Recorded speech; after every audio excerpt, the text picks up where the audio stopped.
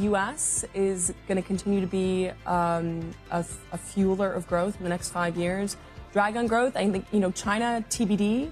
I think with stimulus, you could see, China is very incentivized to turn growth around in their country. So I think that could be a surprise tailwind for the economy. Europe, I'm more concerned about, but I think that we'll have to wait and see.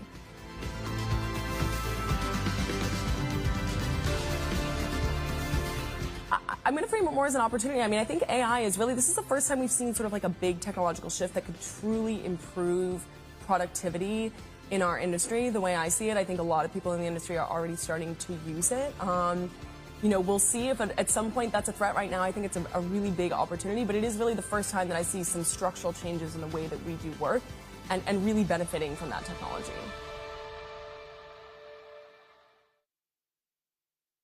Please welcome to the stage Bloomberg's Jackie Simmons.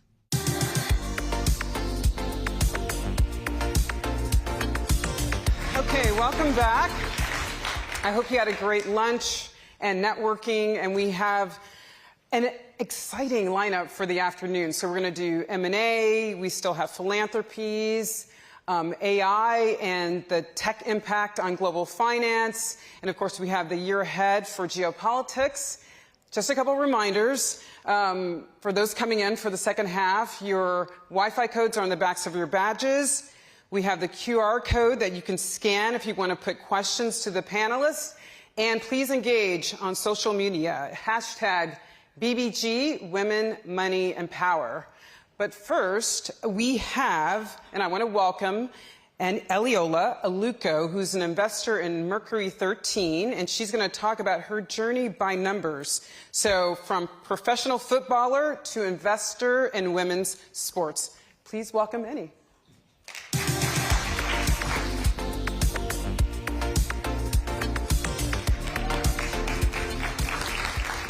Good afternoon, everyone. Good afternoon, Bloomberg. I hope everyone has had a great morning so far, getting inspiration, insights, and networking with each other. Hello to everyone on the live stream too, wherever you are in the world. Thank you for tuning in. I'm Eniola Aluko, former professional footballer, sports lawyer, and now investor and advisor at Mercury 13, the Women's Football Investment Group, the lovely people who will be on the panel next following this talk, led by Victoire Suki. I'm delighted to be here to talk about women, money and power. When I was told about the title, I was like, whoa, that gets me going. That is a powerful title. So I'm delighted to be here. A powerful combination to discuss. We'll talk women's football through the lens of numbers, which is obviously the language that Bloomberg speaks, the language of numbers. I'd like to invite you on a journey today through my life and career spanning 30 years in women's football and the exponential financial growth through to present day that has turned a significant power shift for women's sport and for women's athletes. So I'm going to invite you on a trip down memory lane. Slide. There we go. No prizes for guessing which one I am. That is me in 1995, the only girl in the boys' team, looking very happy to be there, obviously. And, there was no girls playing football in 1995. It was very odd. I was the odd one out in many ways. It wasn't cool. It wasn't on TV. But I was welcomed by these boys. And it was the start of my journey playing football and really feeling like football was my way of assimilating. But the context was there was no finances, there was no infrastructure, there was no pathway for me as a young female footballer. But I played because I enjoyed it, and I was very much the girl in school that got the reputation of playing football. I was better than all the boys as well. So that was a long time ago, but that was very much the beginning. In 1997, that's me and my younger brother, who's 2 years younger than me. He went on to be a professional footballer as well. And the £5 signifies the amount of money I had to pay to play football. In 1997, this is me at 9 years old. And I had to pay for my kit, I had to pay for my shin pads, I had to pay for water, I had to pay for everything in order to play. And there was no infrastructure, there was no financial support. It was very, very different to my brother, who at this point, at 7 years old, he had a pathway. He was able to say, I want to do that. I want to be a professional footballer. So even though my mom did a very good job of making us look equal in terms of kit, we weren't. We weren't in terms of the finances and infrastructure that was around for young girls and for women's sport. So there was no female role models really in football at the time, and the closest was the Williams sisters. The salary at the time, so both Serena and Venus obviously, you know, were sort of coming up and coming at the time, and the salary for these two was $37,949 when they won the Grand Slams in 1997. But this is important because women's tennis was visible. So it signified to me that it was possible to be in sports as a black girl, and it was important to see female athletes on TV. So there was a difference there, and that made me then go and start playing tennis. It inspired me. And that was the difference, I think, in terms of women's tennis and women's football, was that it was visible. Now Serena Williams is worth $300 million. And this was the start. And these Williams sisters, they're a brand, they're investors now. But it was really important to see female role models for me on TV. Now into my teens, there was still no professional league, still no professional women's league. Football was very much a hobby. But I was earning £100 a week, and the train fare was covered. I was travelling from university down to southeast London twice a week to play football. And this was when I started to feel like, okay, I'm good at this, you know, semi-professional. We won 2 cup trophies, but it still wasn't a career that I could follow. And I was at uni at the time, I was studying law. And at this point, I was thinking, well, this is just a hobby. You know, I'm not going to be able to do this full time. But we had some success with Charlton, and £100 a week allowed me to buy a few pairs of trainers and things like that. And at the same time, I was playing for England, and we went to China. This was a big milestone for the England women's team in 2008. We went to China, we got to the quarterfinals. And this was probably my first legal test in terms of you know, trying to really push for better contracts for my teammates and for myself. We didn't really have a strong collective voice as women at the time because we were semi-professional. But what was happening was that a lot of players had to take unpaid leave from their work. So they were losing money representing their country, which we didn't feel really made sense.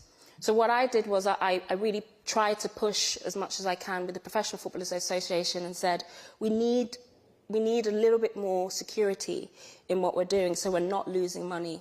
And so the Football Association then granted central contracts, which allowed for all of England players to be paid £16,000 a year, which was significant at the time. Still not, you know, to the professional level, and still not a huge amount of money, but it helped a lot of players who were, you know, really torn between, gosh, I've got to take time off, I've got to take unpaid leave and play for my country at the same time. So we had success in sort of pushing that on and getting a little bit more security in terms of our contracts as England players. And at the time, I got scouted to go to America, and at the time I was earning £40,000 when I went to America, which I thought I was millionaire. At the time, it was really, it felt like a big jump, because this was my search to become a professional footballer. There was no professional league in England. I had to go to America to play professional football. And, you know, I got a Nike deal, which was great at the time. My first sort of commercial income that was coming in for me as a footballer. Puma were a founding partner who paid $10 million at the time over 5 years. But the league collapsed in 2011 because it was unsustainable. There was not the right infrastructure, broadcasting was minimal, brands were minimal, owners were not in it for the long term. So unfortunately that league collapsed, which for me was pretty devastating because I went there to pursue my dream of becoming a professional footballer. And I came back quite disillusioned. I actually thought the Olympics in 2012 was going to be my last swan song. I was 25 at the time. I said, right, I'm going to become a lawyer. I'm going to become a sports lawyer. I'm done with this football. I'm done with this lack of infrastructure, lack of support, lack of finance in the game. But was I wrong? Because the Olympics, for anyone that went to the Olympics in 2012, was an absolute game changer for women's football. We opened the Olympics, and it opened the eyes of so many. You know, so many people fell in love with women's football. And 80,000 people turned up at Wembley at the time, and I remember walking out like it was an out-of-body experience, you know, seeing so many people turn up for women's football in 2012. And it really changed, not my own perception of what could be possible, but everybody's in the game. It was really a shift. It was a powerful shift for the athletes, for the industry, that then led to other clubs, professional clubs, the big clubs, Chelsea, Arsenal, Manchester City, Manchester United, then deciding to take it more seriously. So then I had a choice between, do I carry on with my law degree, at which I'd qualified at the time, or do I choose football? So this allowed me, at the time I got a training contract at a law firm, and I was offered £60,000 to become a lawyer. And so what I did was, I was a good lawyer at the time, and I took it to Chelsea and I said, well, if you want me to be a professional footballer, you better pay me £60,000. If you want me to give up my law degree, which I've worked very hard for, you're going to have to pay me £60,000. So it was sort of minimal level that allowed me to then really sort of feel a little bit more secure financially in terms of my football career. So the league, after the Olympics, the league really had a real vision in terms of creating a professional football league. But in terms of commercially, it was still minimal in terms of zero income coming into the league in 2011. And it wasn't until really 2019 that Barclays came in and invested $10 million into the league, which felt significant at the time. I think it was, you know, now we look back and it was a smaller investment, but it felt significant at the time. Barclays were, you know, a big commercial sponsor. They then renewed to $45 million in 2022, and we now have the Women's Super League with you know, one of the best leagues in the world, with big clubs really investing in female athletes, and the power of broadcasting, allowing female athletes to have a voice, the power of brands now sponsoring players, the power of, you know, big brands coming into the game. And this is where it started on the league level. You know, I had a lot of fun, as you can see, winning trophies with Chelsea. Sorry to any Arsenal fans in the room. But we did have fun winning, and that was a great platform for the league to continue to grow, and it's continued even to this day. I then retired and I went to Juventus. Sorry, I didn't retire. I spent the last 2 years of my career in Italy before I retired. And this was a different type of boys' club. It was a lot more commercial. I got an Adidas deal when I went to Juventus. And the man next to me, you might know him, Cristiano Ronaldo. I was paid 75,000 euros at the time, which was significant. I was one of the highest paid players. He was paid 28 million. So there was a bit of a gap between the women's Juventus team and the men's Juventus team, which I think shows just how far the gap is. And the opportunity really, I think, for women's football to go in a different direction. We're probably not going to catch those numbers, but I think there's an opportunity to do something very different. And Juventus at the time were doing really, really special things in women's football in Italy.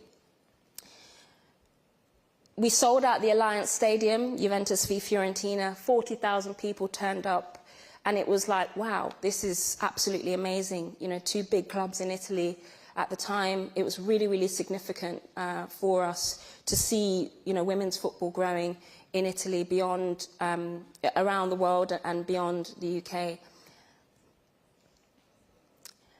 And then I retired and I went into executive management in LA in 2021-22. And this was when I really felt that I could do something that I hadn't really had the opportunity to do, in terms of really giving female players the equity and the salaries that they deserved. So my budget as a sporting director, that sort of sat at the centre of the wheel of a football club, was 1.2 million, which allowed me to pay the best players 6 figures. So our highest paid player was 175,000, which was significant in the context of women's football. 14,000 season tickets were sold before a ball was kicked at Angel City. And that was testimony to the sort of commercial focus of the club. Big sponsors like Klarna came on board. DoorDash was the front of a shirt sponsor that sponsored 10 million, and then had a really good community arm as well. And then we had brands like Johnny Walker investing as well. So it was the first time really we'd seen a real commercial focus for women's football, and a real successful commercial vehicle that then, I think, encouraged and taught other clubs how to do it commercially. Because up until then, I think women's football had been seen as a bit of a, is it charity, is it social good?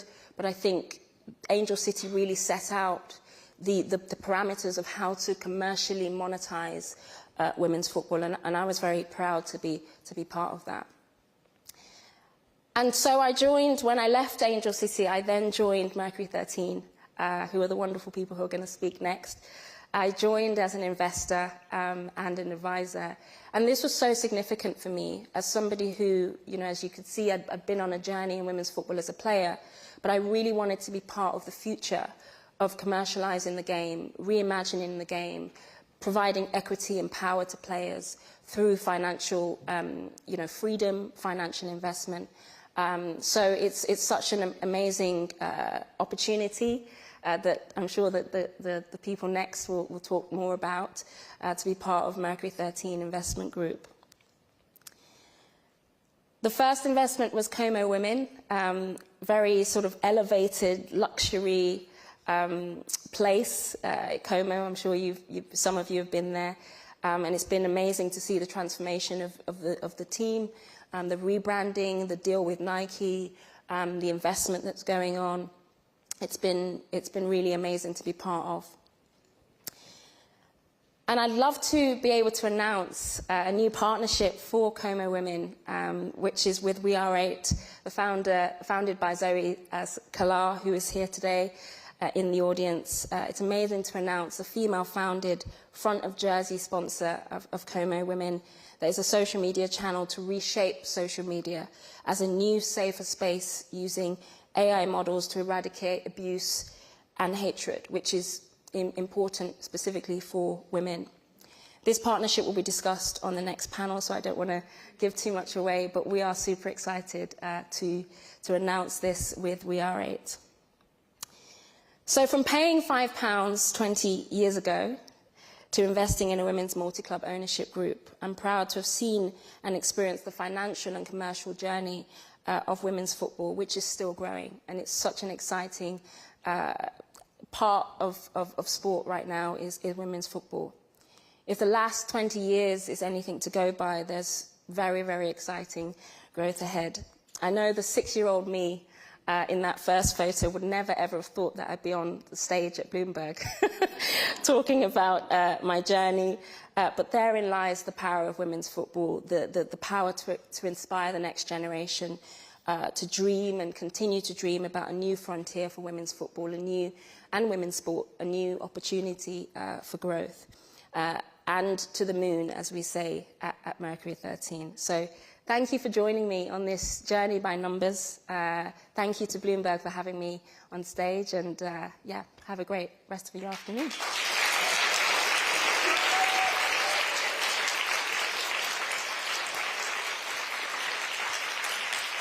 Please welcome to the stage Victoire Kohevina-Reynal, co-CEO and co-founder of Mercury 13.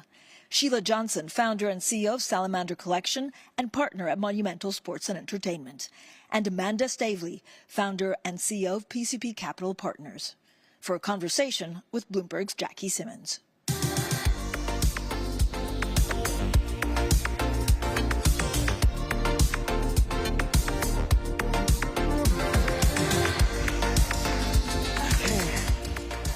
Yeah. So, I mean, as we heard by Eniola's Journey by Numbers, there is definitely a lot of enthusiasm for women's sports.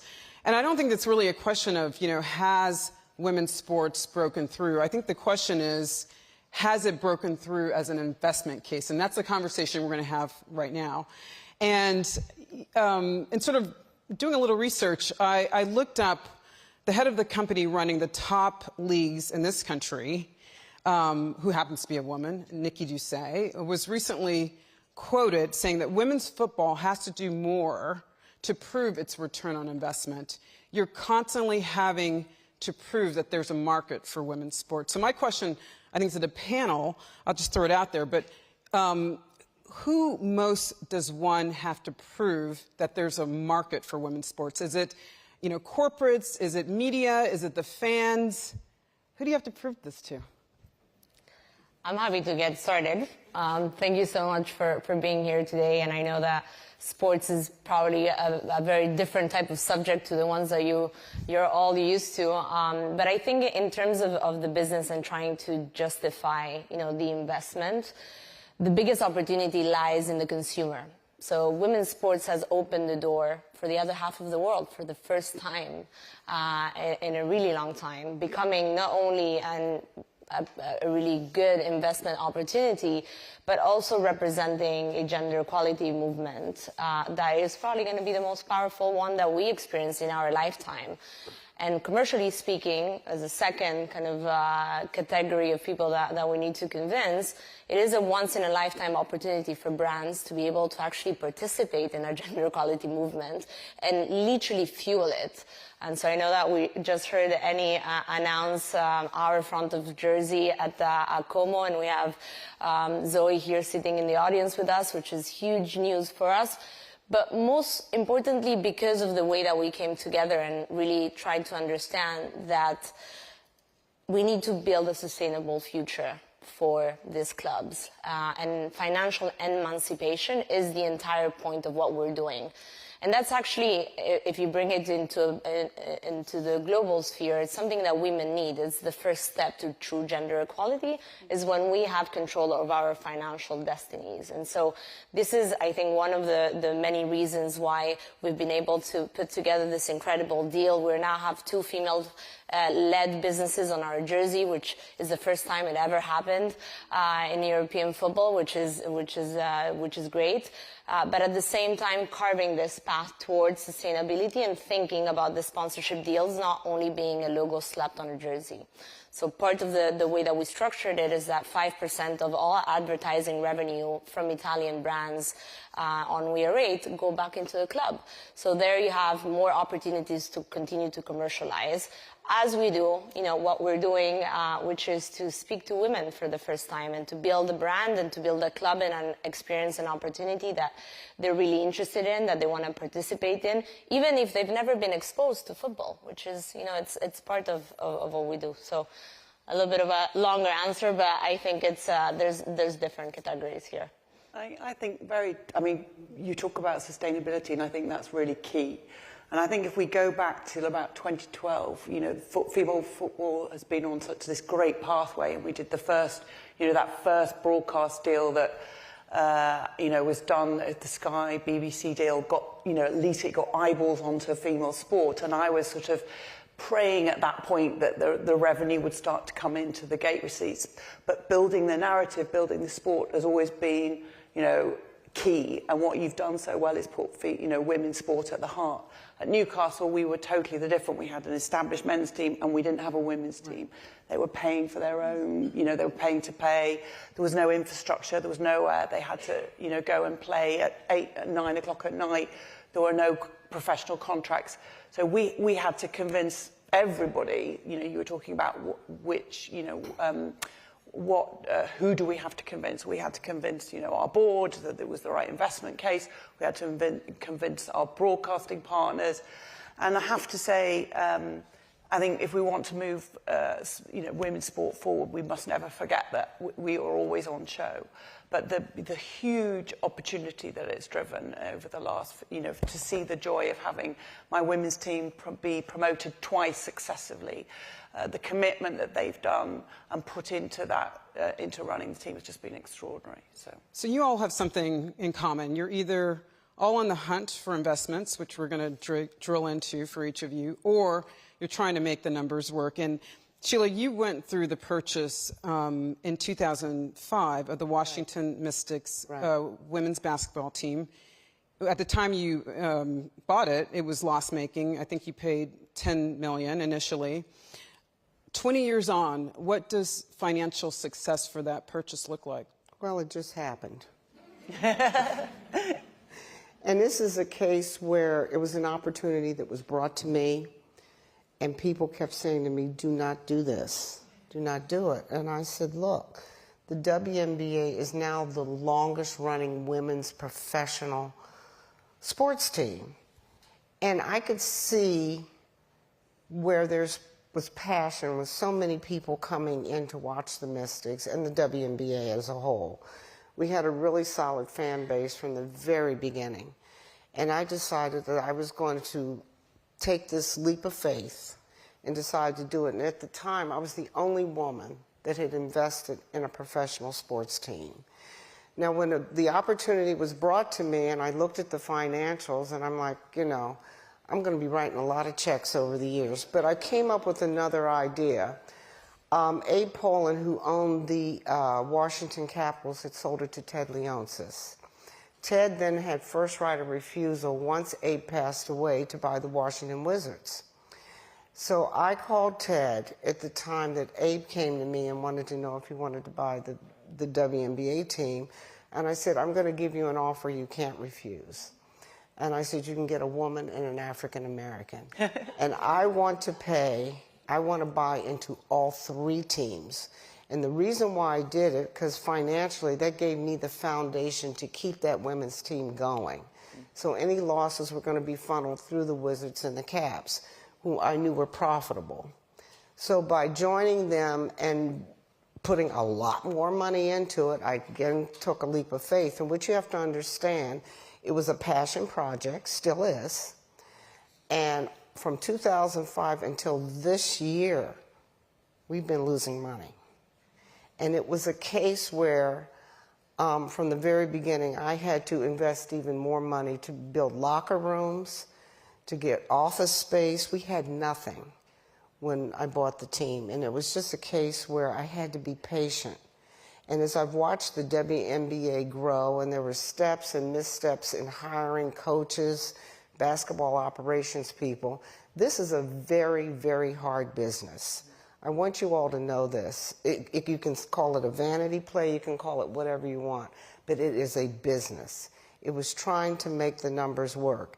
And back to your question, the reason why the WNBA is now working, we are now, and I'm going to list all the networks we're on, ABC, CBS, ESPN, ESPN2, ION, NBA TV. That media play has now catapulted us from 0 to over 200 million. So now, for the first time, the W is going to start getting a payback. We now have charter flights for the girls.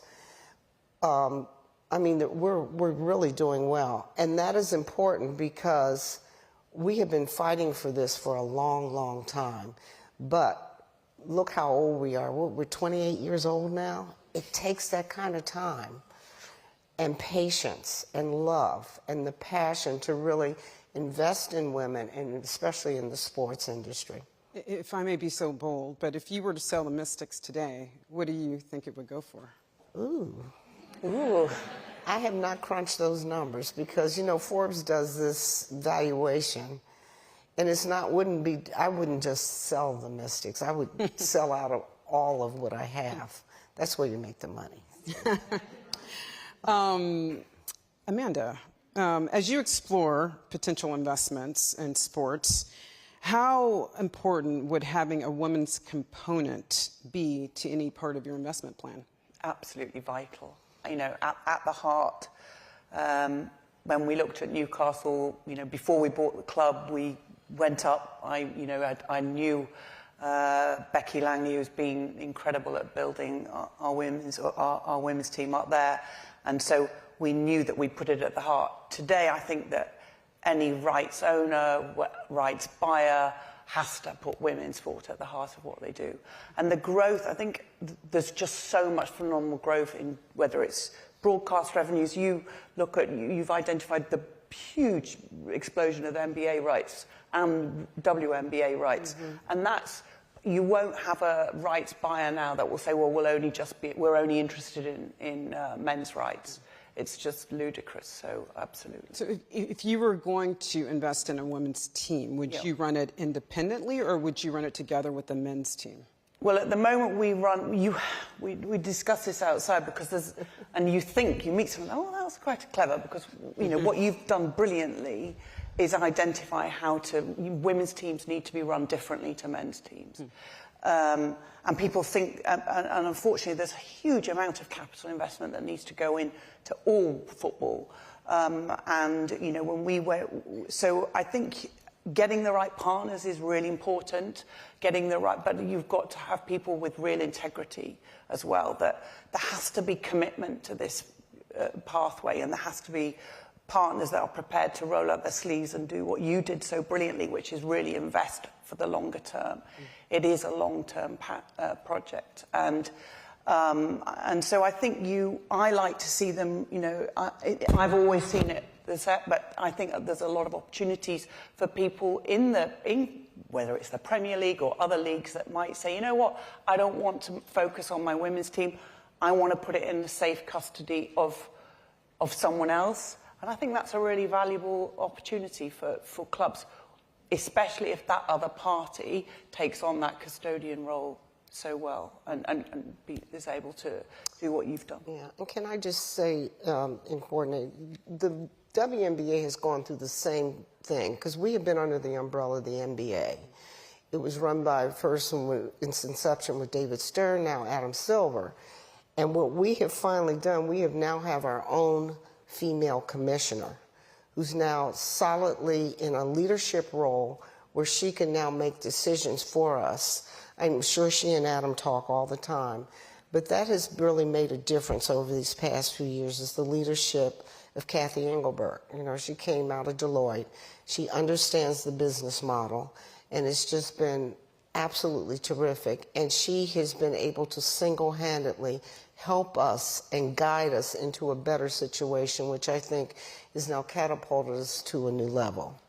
It's sorry to interrupt, but it's a completely different stage of the business, right? If we look at it, women's sports is at its infancy. It is not a developed business in any way, shape, or form. There's not predictable revenue streams to it. You know, a lot of the work that we're doing, it's around understanding the product market fit. So I think that when we speak about Mercury and the reasons why we came together as a group and we brought in these investors and these partners is because we identified this opportunity to be able to actually build that path forward, understanding that there was a lot of experimentation that needed to be done. And in that, maybe breaking some rules that men's sports have not done so far, because they've been successful for the last how many years, and you know, they have predictable revenue streams and they sell out their stadiums and their media rights are huge. That is not something that happens in women's sports. So when you look at it, again, from a business lens, you have to separate them and you have to understand how to build that path forward, which is really second mover advantage, which is great, right? It's a great opportunity because now you're saying, okay, they've done these things right. And obviously it's a huge business around the world, sports generally speaking. But they've also done some things wrong. This is a story I shared with Jackie, but early on in found in Mercury, I was invited to a distressed asset investing gala for the first time in my career. I was like, why am I sitting here? Who are all these people? I don't understand what's going on. And then suddenly I'm like, oh, they might think women's football is a distressed asset. And I'm like, it is actually, when you're looking at the numbers. Unfortunately, because of the way that it's been built, it's actually built all these dependencies with either the men's team or the local government or the federation. So these teams, like, they basically live on other people's charity. But I'm sitting and I'm thinking, men's football here in Europe is also a distressed asset. So why are they like separating it? And again, it's thinking, okay, one is generating a lot of revenue, but is it really profitable? Not really. And so I think that that's kind of the ethos, that everything that we do when we're investing into a club, we invest revenue opportunities. We invest real ROI because we have investors ourselves and we're here for profit, right? And we need to make sure that we're building that path to sustainability. And then we invest in protecting our investment because unlike the US, there's relegation on this side. And if we get relegated, you lose money. So we have to protect the sporting exercise as well. And, you know, it is big checks and constantly writing them. But I think if you take this very thoughtful approach to, okay, if I invest X, I'm going to get Y by doing this, this, and this. And, you know, the commercial operation at Como has been one of those examples. We completely rebranded the club. We made it look like a luxury fashion house. We honored its location, right?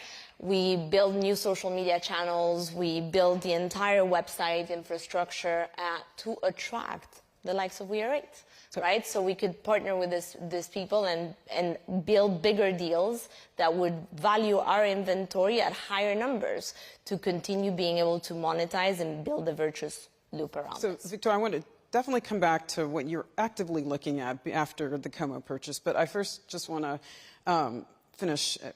Amanda, there are a lot of rumors about what you are looking at.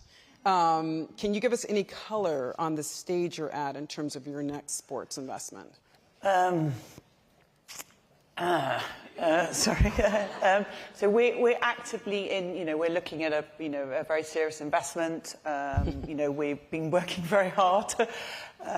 We miss football, miss Newcastle a huge amount, and we will, and we're in the middle of, doing quite a lot of work around that. I can't say too much because, but what I can say is what we're looking to do is, I'm a huge, I'm just football mad. I'm as much as I do love basketball, as much, as football, basketball is where, and I think that, we've got some of the best football in the Premier League. We're very lucky to have such great clubs, but we should also not be complacent about our league position because we at the moment attract huge, broadcast rights, and we must make sure that, we continue to really look about looking at attracting the next generation of fans. So whatever club we go to, what we're trying to do is find a club where we can really give the investment that club needs, give that community, we want to be able to invest in the community, in the women's team,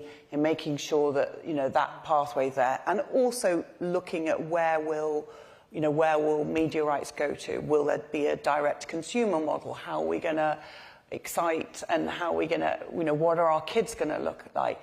My 9-year-old boy, what I love about, women's sport is that my 9-year-old prefers to watch women play football more than men.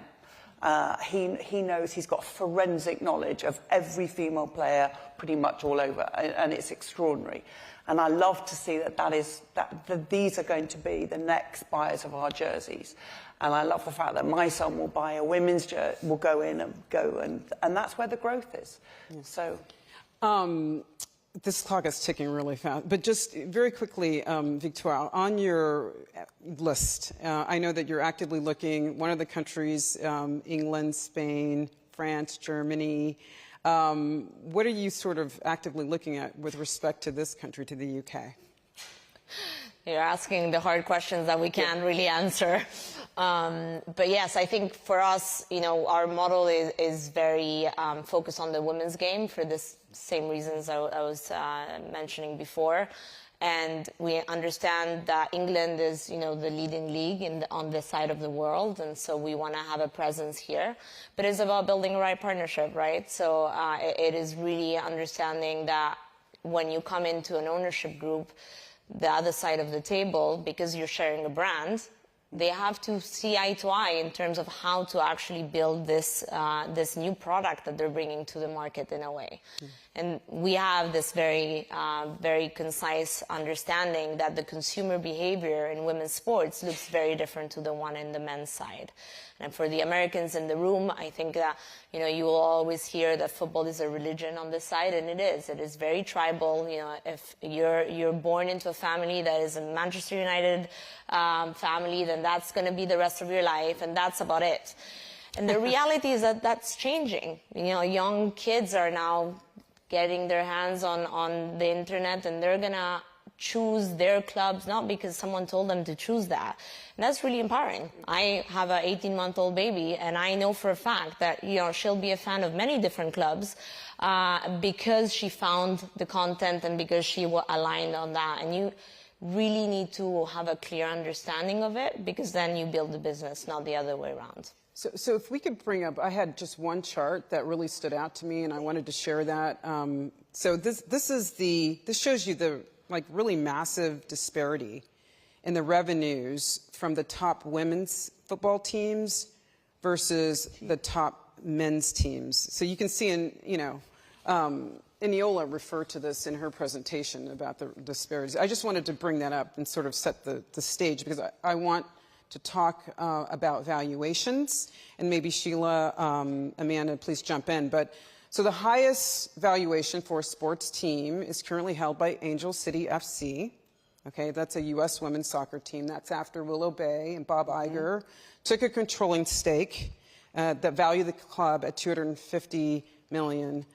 So my question is, how soon does anyone think it'll take to get to $1 billion women's sports franchise? Well, one of the issues, though, with talking about $1 billion franchise is who's actually going to buy these clubs at $1 billion valuation. And I think you've got to, there's so little liquidity in football, whether it's the men's game, the women's game.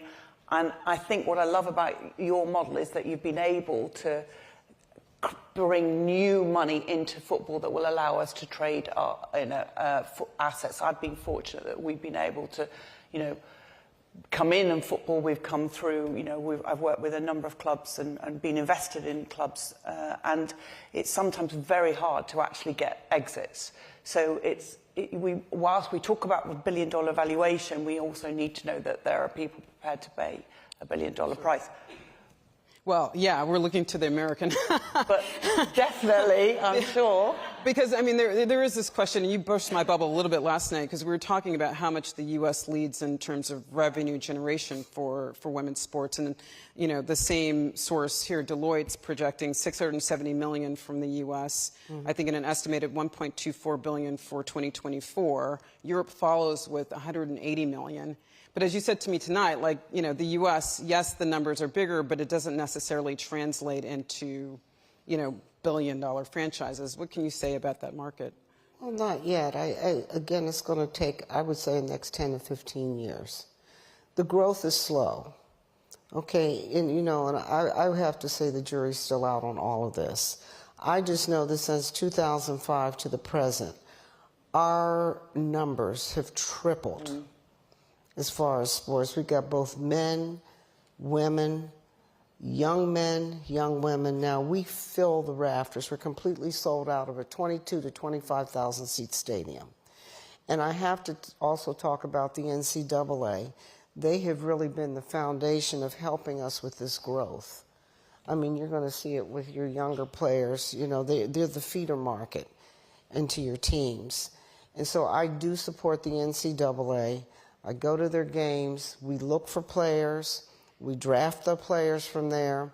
This has been, basketball has been a market that has been around for a long time, so we know how to play the game. And because of now with the media rights deals, our jersey sales are just through the roof. It has just been a remarkable year because of these young players coming out of the NCAA. Caitlin Clark and Angel Reese have just really turned the tables around.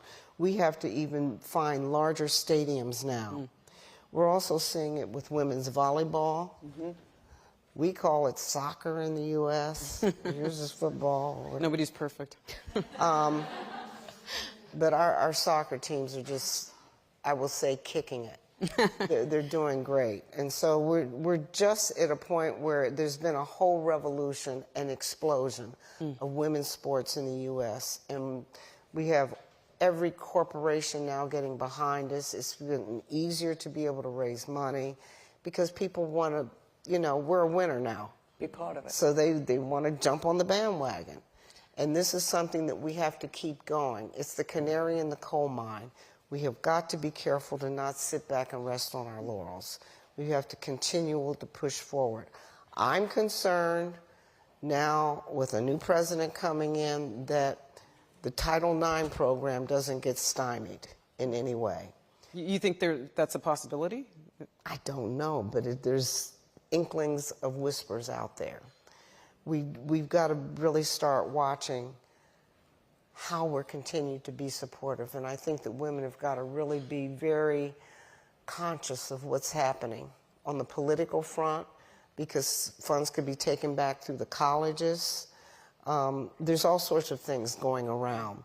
So we have to be really vigilant and continue to fight as we move forward. Just very quickly, on what basis would repealing Title IX be in the interest of any new administration? It's just about women. It's just pulling back on women, on all of our rights. That's and I frightening. just think we have got to be careful. Okay. This is the point around this being a gender equality movement, right? And that why women's sports is growing so fast in this moment in time is because, you know, we are starting to do something men have been doing for so long and owning it and actually transferring, you know, that revenue from one side to another, which is huge. When you look at this is the most unfair thing that you can do. You're comparing 100-year-old businesses to what are very new businesses, and you're saying, it's nowhere there. You know, we're nowhere there. It's still early. That's just. You got to understand if you're comparing apples to apples, and at the moment, we're not. And you got to be very careful in showing these statistics, because then you have corporations looking at this saying, why should I even invest? Yeah. We have got to be our own protectors. We have to be champions for our rights. And when I bring up the politics, we have to watch it, whoever's coming into administrations or whoever's running companies. We as women have got to protect ourselves and continue to fight for growth and sustainability. I'm going to get in trouble here because we're technically out of time, but I'm going to ask to do 1 to 2 word fire rounds because I think they're fun questions. Amanda. Oh, God. 1 or 2 words. Sorry. Describe your deal-making style. Forensic. I think you're going to say ferocious. Ferocious? No, Okay. no. I just don't give up. I've changed a lot. I mean, I'm 51 now. When I was 34 when we did Man City, and I've changed a lot. I've learned a lot. So I've softened a little bit. Victoire, instincts or data? What matters more in deal making? 1 or 2 words. I'm Latin. That's a really hard thing to ask. Transparency. Instincts or data? Yeah, I mean, both instincts. No. I think it's being able to understand that there's real transparency on the other side. Otherwise, there's no partnership. Okay. Sheila, what's the worst deal-making advice you've ever gotten? Don't do it. Thank you very much.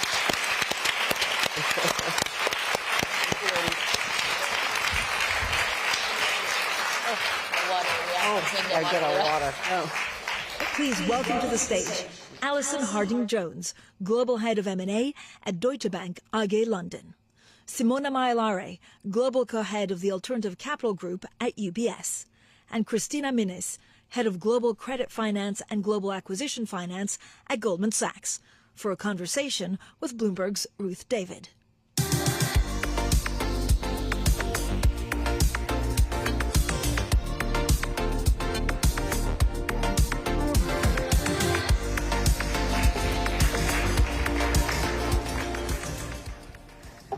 Good afternoon, everyone. Now, if after that discussion, any of you are feeling inspired to buy a women's sports team, we have financing and M&A lined up for you. So just stick around till the end of the event. Thank you so much, Alison, Simona, Christina, for joining us on this discussion about global M&A. Why don't we start with the elephant in the room?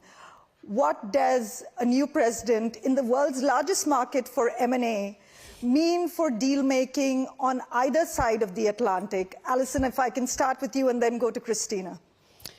So, look, it's definitely awakened the animal spirits, I think it's fair to say. We were seeing, I think, and expecting an uptick in M&A activity regardless, because we're still sort of coming along the bottom from, the peak of 21.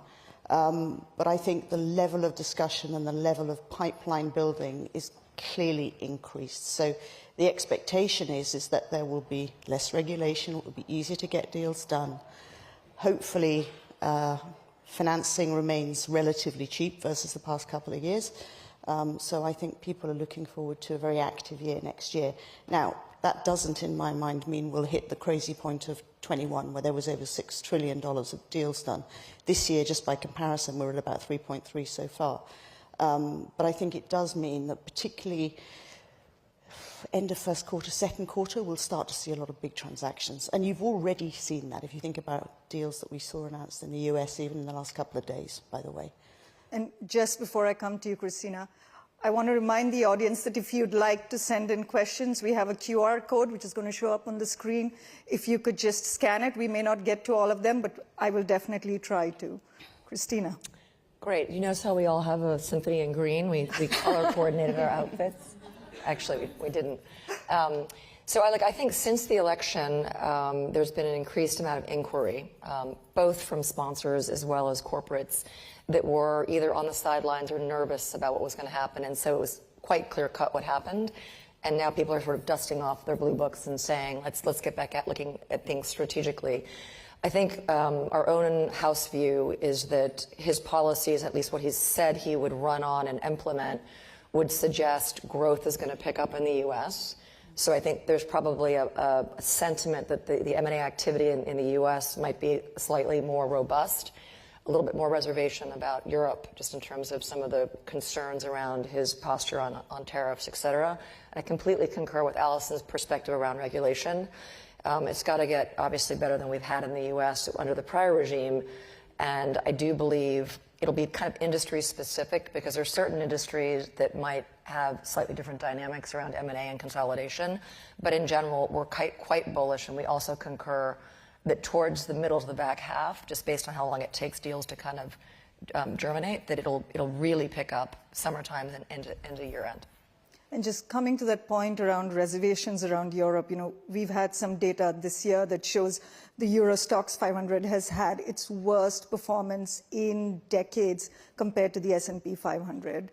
And this whole idea of European companies lagging behind their US peers. Now, a lot of European companies, of course, are owned largely by family shareholders relative to other markets.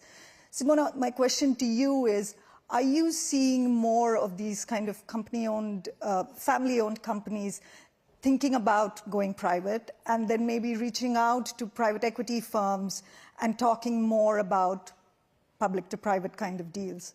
No, definitely, Ruth. Everything you're mentioning in terms of the differential in valuation between European and US company actually does very well for us in terms of public-to-private activity and PE willingness to invest in Europe and take company private. We have seen already a wave of P2P in a lot of European markets, especially in the UK. The PE use a very standard playbook of finding value, of breaking companies, doing a buy and build of some sectors. And it has worked well in the last 5 years, and we expect this trend to accelerate. In Europe especially, where the public market have been very fragile, there is definitely a rationale for a lot of companies to actually leave the public market, leave the scrutiny of quarter-to-quarter results, meeting to investor, being in private hands, and sometimes teaming up with the same families that took the company public, so that outside the public scrutiny, they can really refocus on the business and their grow and thrive. And then sometimes after 3-4 years, this company are ready again for the public market. One of the other things that we are seeing is deal completion times. They're taking a lot longer to get done, and there's a lot more talk around regulatory approvals being harder, companies needing to make more concessions. Christina, what are you seeing in terms of CEOs taking that into consideration when they are embarking on transformative M&A? And do you think that that's going to change in 2025 because the incoming US government is making a lot of anti-regulation, pro-business noises? The Labour government, for instance, in the UK is saying that they want to make it easier for companies to do business. Do you see that changing? I think I'll make a macro comment that I see when we're selling a business at Goldman, and we have strategics and sponsors, and we have a strategic that may have an asset that is competes with either a division or competes directly. We're quite cautious about how we think about that particular buyer. I don't think that's going to change dramatically because I think it's always a dynamic. Is there any HSR or regulatory approval risk versus a plain, straight-up sponsor transaction? I'd say that there's probably a little bit more a nervousness around even when a sponsor has a competing strategic asset, what that could mean for slowing down an M&A process. As it relates to the UK, I think I'll defer to my colleague Alison because I spend most of my time in the US, but I do think it's definitely in the boardroom. Also, when you're on the buy side, we spend a lot of time. I'm working on a transaction right now where, again, there's a asset that we're looking to acquire, and there's some overlap, and we're quite concerned about completion risk. Look, I think, Ruth, it's fair to say that over the past 4 or 5 years, regulations have gone up. Some of that happened during COVID. You'll recall they haven't come down. The mindset is the US has definitely been much more difficult under Biden, and that will change and get better. So what does that really mean? It means that actually a lot of deals that maybe 10 years ago you'd tried and thought you'd found a way through with remedies or whatever you needed, now I think people aren't even trying in some cases. So a lot of deals aren't even trying. You've seen some big deals, particularly in the US, that have actually been sitting for over 2 years waiting for approval. And who knows if they're going to get approved. The expectation, I think, is that will get a little bit easier. I think on a geographical level, if you think about, deals we saw 10 years ago, China into the US or China into Europe, I still think that's more difficult. I think that will always get a lot more scrutiny, and certain sectors will always get a lot more scrutiny, particularly tech, semis, that sort of area. But I do think that people believe the environment will begin to be a little bit easier and maybe even a little more aligned between the UK, Europe and the US at some point. Just staying with the idea of risk, earlier today, Alison Rose at Charterhouse was talking about how there's this valuation arbitrage that she sees as a real risk because companies were sold at valuations that were not their true valuations, and now they're trying to grow into those valuations. So you've got this huge backlog, and private equity, I would say, would be very much a part of it. I guess my question is, how much is this backlog going to impact private equity deal-making next year, and what does it mean for their ability to go out and raise more cash?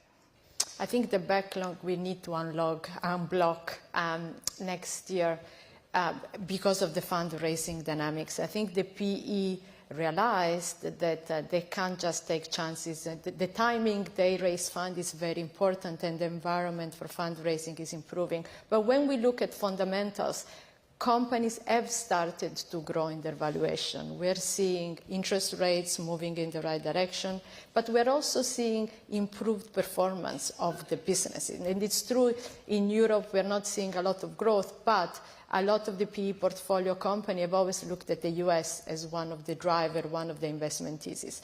So in the past, what has prevented deal was this bid-ask on valuation, and people thought sponsor needs to be realistic and reduce the ask, which is true to a certain point, but the economics do not work like that. If they're not in carry, if They don't make the returns, they can't really do, but we're close to that. So I think next year, because of, I think the valuations that bidders are going to pay is going to go up a bit, and they will meet not halfway, they will meet, I think, at the right level. And when you think at the numbers, there are a lot of companies. The installed base is around 3 trillion globally of companies that needs to be sold, and most of them are older, 5 years and longer. So the cycle needs to start again. That's the way the PE business model works. So I'm very optimistic on 2025.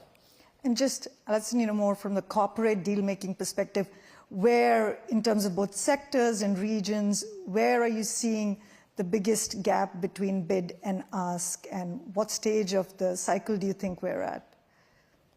Is that for me? Yes.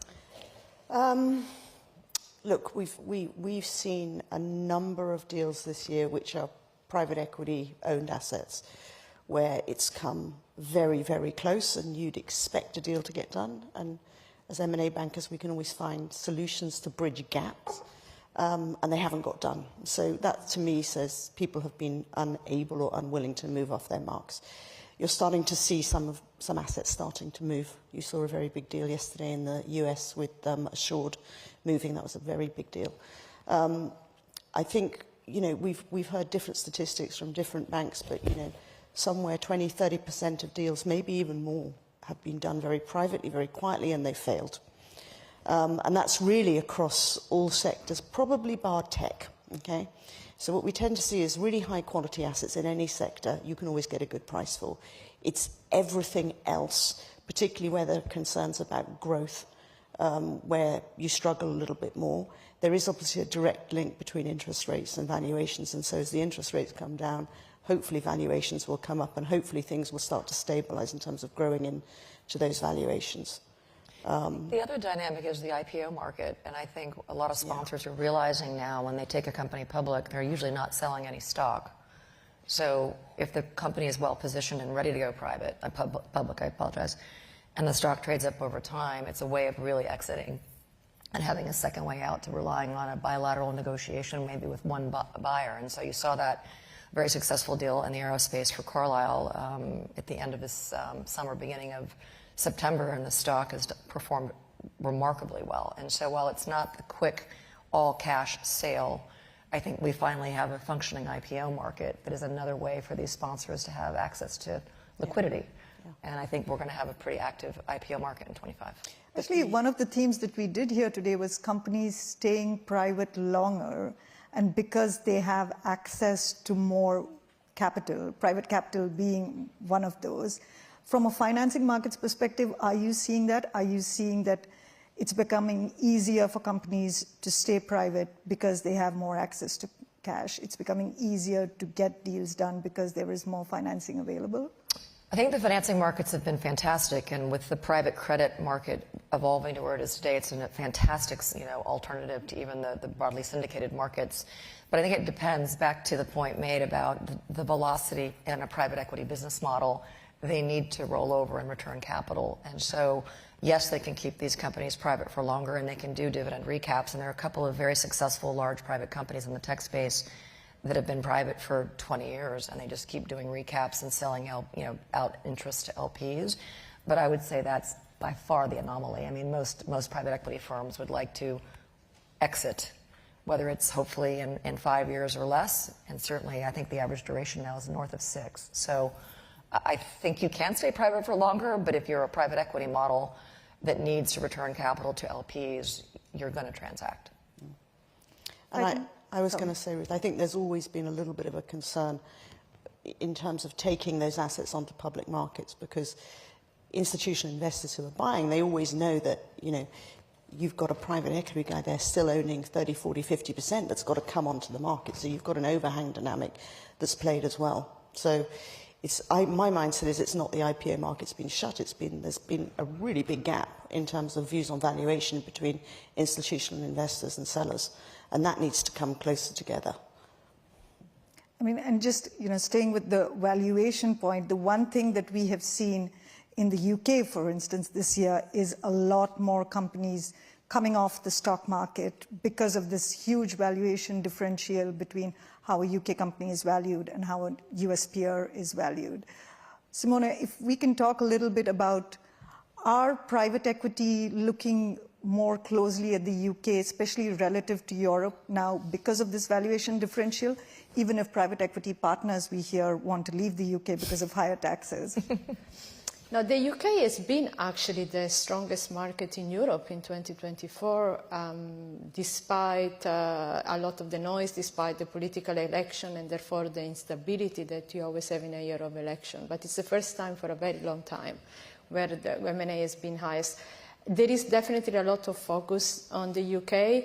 The undervaluation cannot be overplayed because a lot of this business, when you start putting a takeover premium, and in the UK is 30% and higher, it doesn't really work any longer. And the uncertainty of getting a deal done means that a lot of the PE were badly burned and have a lot of aborted costs for P2P. So there is definitely, we'll see more that we have seen in the past, but I don't think it will be the major source of deal in the next 12 months. I think the secondary or sponsor-to-sponsor deals will still be the fair share of the market, like they always are in Europe. And then everyone is hoping for this family-owned business to come out and corporate carve-out. And, you know, Europe was traditionally seen as this differential investment case for US acquirers. With all of the uncertainty around some of the political situations, with the concerns around growth in the US, in the European region, are you seeing US acquirers bypass the US and go to Asia Pacific, excluding China? And then where are they investing? Maybe, Alison, we can start with you with your Asia hat on.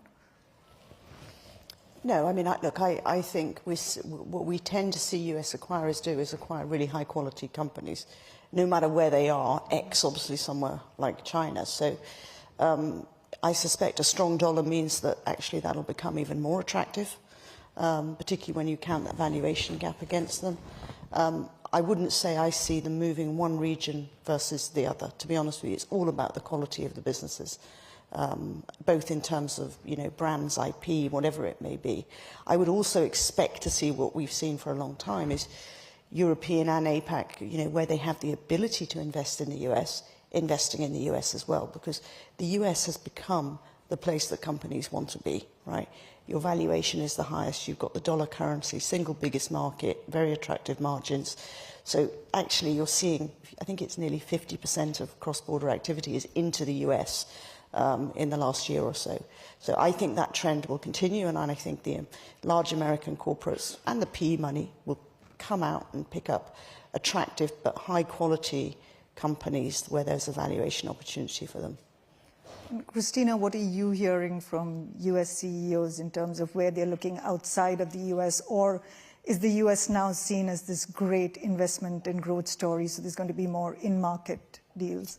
I completely concur with Alison, which is it comes down to company strategy and where the best assets are. So, and then of course valuation. And I think the valuations in Europe look quite attractive. And in fact, from a private equity lens, if you have on the ground locations in Europe and you understand Europe, if you're a US private equity firm, those valuations look a lot more attractive. Now we could argue potentially because it's harder to operate, margins are lower, growth is not there. But I think it comes down to quality of company and there's just a basic valuation conversation. It does feel that there's a little bit of a America-centric dynamic right now going on just post the election. So many of the phone calls we've had have been a little US-centric from what I can see. But having spent the last couple of days here in Europe, I think, you know, European private equity firms are seeing potentially an opportunity as the US private equity firms, their ICs may be a little bit more nervous about what's going on in Germany. Looks like growth is coming down. Do we really understand the geopolitical situation that just unraveled in France? And so I think if you're an American PE firm, you may actually slightly pull away from Europe right now, which I think would bode very well for European private equity firms. So I think it's quite micro to the company, to the sector, to whether you're an American looking at Europe or a European looking at at the U.S., but it's really it comes down to the quality of the company. And the assets that we've been selling that have been super high quality, I'm happy to say have been quite competitive. Yeah. It's the second-tier assets where you're down to a bilateral negotiation, which, as you all know, is not a great place to be when you only have one buyer. And that's kind of what we see a lot of, except for these high-quality assets where, we have 3 or 4 buyers that are very aggressively trying to acquire them at very reasonable and full valuations. The other thing that we've seen around U.S. private equity firms is a lot of the sound and the fury around protectionism. I mean, we saw that in France with Sanofi's buyout deal. Simona, do you think, well, because those deals ultimately did get done despite the sound and the fury, is rising protectionism a cause of concern for private equity firms? Is it changing their investment decisions at all? You can look at it actually in both ways, and I think as the Sanofi deal showed, despite all the noise about the French that could never sell to the evil Americans, at the end, guess what? They did, and I wouldn't be surprised if the reason was that the price was higher than what anyone else could pay. So I actually think from a PE perspective, it definitely impacts the way you do deals, the way you structure your SPA, the protection we have. But if you don't, it actually favors PE because it's the strategic that have this issue. No one will ever say, I don't want a US private equity. People will say, I don't want a US strategic in case buying a company in a country because of competitiveness or because of national securities or any other form of foreigner control. So in an environment where it's very hard for strategic in some sector to come to Europe and buying companies, in some countries, the PE who don't have an existing portfolio companies and just buy from a fund can prevail, even with the strategic with synergies, because they can ensure quicker completion and less regulatory scrutiny. So I see the positive side from a PE perspective as well. Always an optimist? Of course, always. That's why I cover PE. Well, they have $1.2 trillion to spend. So that's cause for optimism. Mario Draghi's report on European competitiveness was making the case for regulators to give more leeway to deal making. That seems timely as Europe faces a very different America in 2025. Alison, do you think the time is right for cross-border consolidation in some key sectors like defense, natural resources, banking? Today we had Anna Botín, who was making the case that actually cross-border banking deals are hard and the numbers do not work. What's your take? That's a loaded question. Good thing she got that one. No, look. So let's talk banking. I was looking at some numbers this morning. So if you look at the 5 biggest banks in Europe as in middle of October versus the 5 biggest banks in the US, the market cap since crisis of those US banks has risen by 892%. For the Europeans, 200%. So fourfold. So what we've seen is that post-financial crisis, the playing field very quickly became uneven, and the US banks have performed incredibly well at the expense of the European banks. So Europe needs bigger, stronger banks, there's no doubt about that. So I would disagree with Anna on that basis. In order for that to happen, we need to facilitate a framework where it makes sense for these banks to be able to do deals and to be able to operate. We don't have that yet here in Europe. So the deals you've seen amongst banks in Europe, there's always been a domestic component to it. So I think you saw Virgin Money Nationwide here in the UK. You've seen Sabadell BBVA, obviously not closed yet. You've seen UniCredit go after BPM in Italy and look at other stuff. So it's still very domestic at the moment. That's the kind of angle to it in Europe. But at some point, that needs to change. And I think at some point, I think people here in Europe are hopeful that, the change of regime in the US and the rhetoric that's coming at the moment about what is coming, let's see, may actually force Europe to unify and actually respond. So it may ultimately be a good thing for Europe. So maybe. I hope. We all hope. Yes, and there are a few banking deals in the pipeline that may or may not happen next year. But just on M&A, I want to bring something that Jenny Johnson of Franklin Templeton was saying earlier today. She said that M&A bankers will always tell you a deal is a good price and a good fit, but they will never tell you whether it's a good cultural match, and culture is what makes deals work or fail. My question for all of you advisors on the panel today is, how are M&A bankers, how are PE deal-making bankers differentiating themselves in terms of advice, especially at a time when AI is coming for many jobs? Christina, would you like to start with this tough one? Great. We already have the answer. We gave the answer earlier. We debated this. We were talking before the panel that we concur that often deals are looked at just, is it accretive or dilutive, and what's the math, and does the premium represent fair value? But the cultural fit, the sort of EQ nature of these deals, I think if we had more women that were more focused on cultural fit and integration, it would help. But I was chuckling thinking through my own M&A teams. It's rarely discussed. Culture, fit's discussed, strategic fit. If you're buying a professional services company, you hear a lot of discussion about culture and fit. But if a healthcare company is buying a healthcare company, or an industrial company is buying an industrial company, you really don't hear much about cultural fit from the M&A bankers. And we talked a little bit about private equity firms have different cultures and different approaches to management teams. Mm-hmm. And we do spend a lot of time thinking about that when we're forming consortium, because I think there's certain private equity firms that pair very beautifully.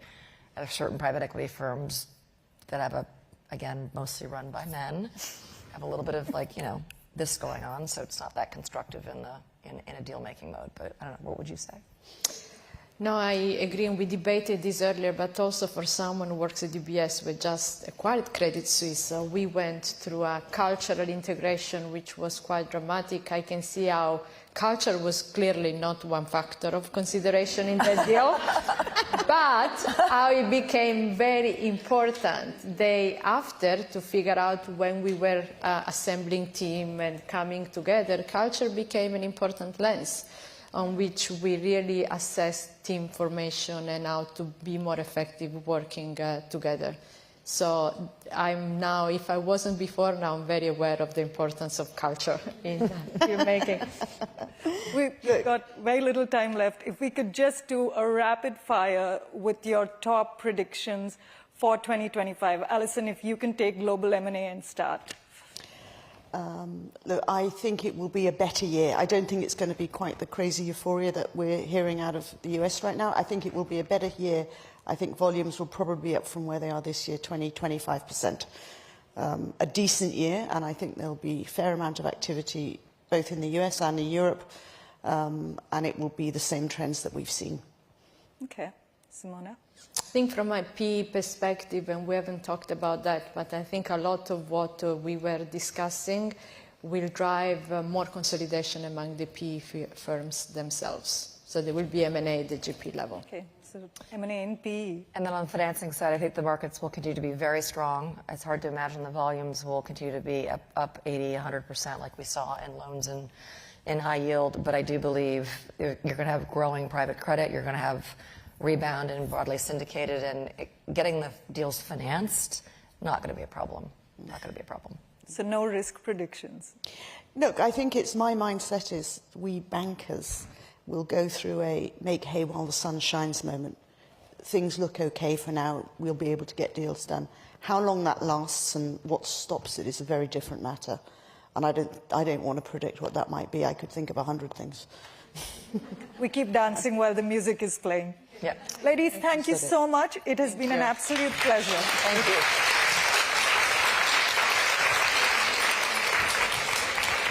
We are going to have a quick break now and then have you all back in about 15 minutes. Thank you.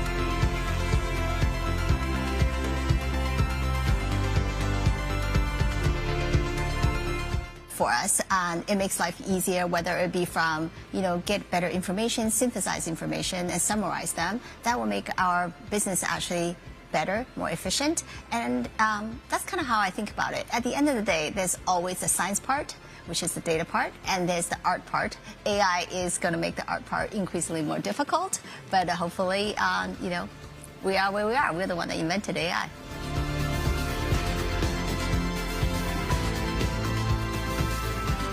When I think about it is, investing in AI and what is the right AI kind of tools that we need, that is still early and remains to be seen. I think we're going to see a flood of new tools coming, and we have to question each of them and the ROI in them, and that's still the beginning, so we'll see.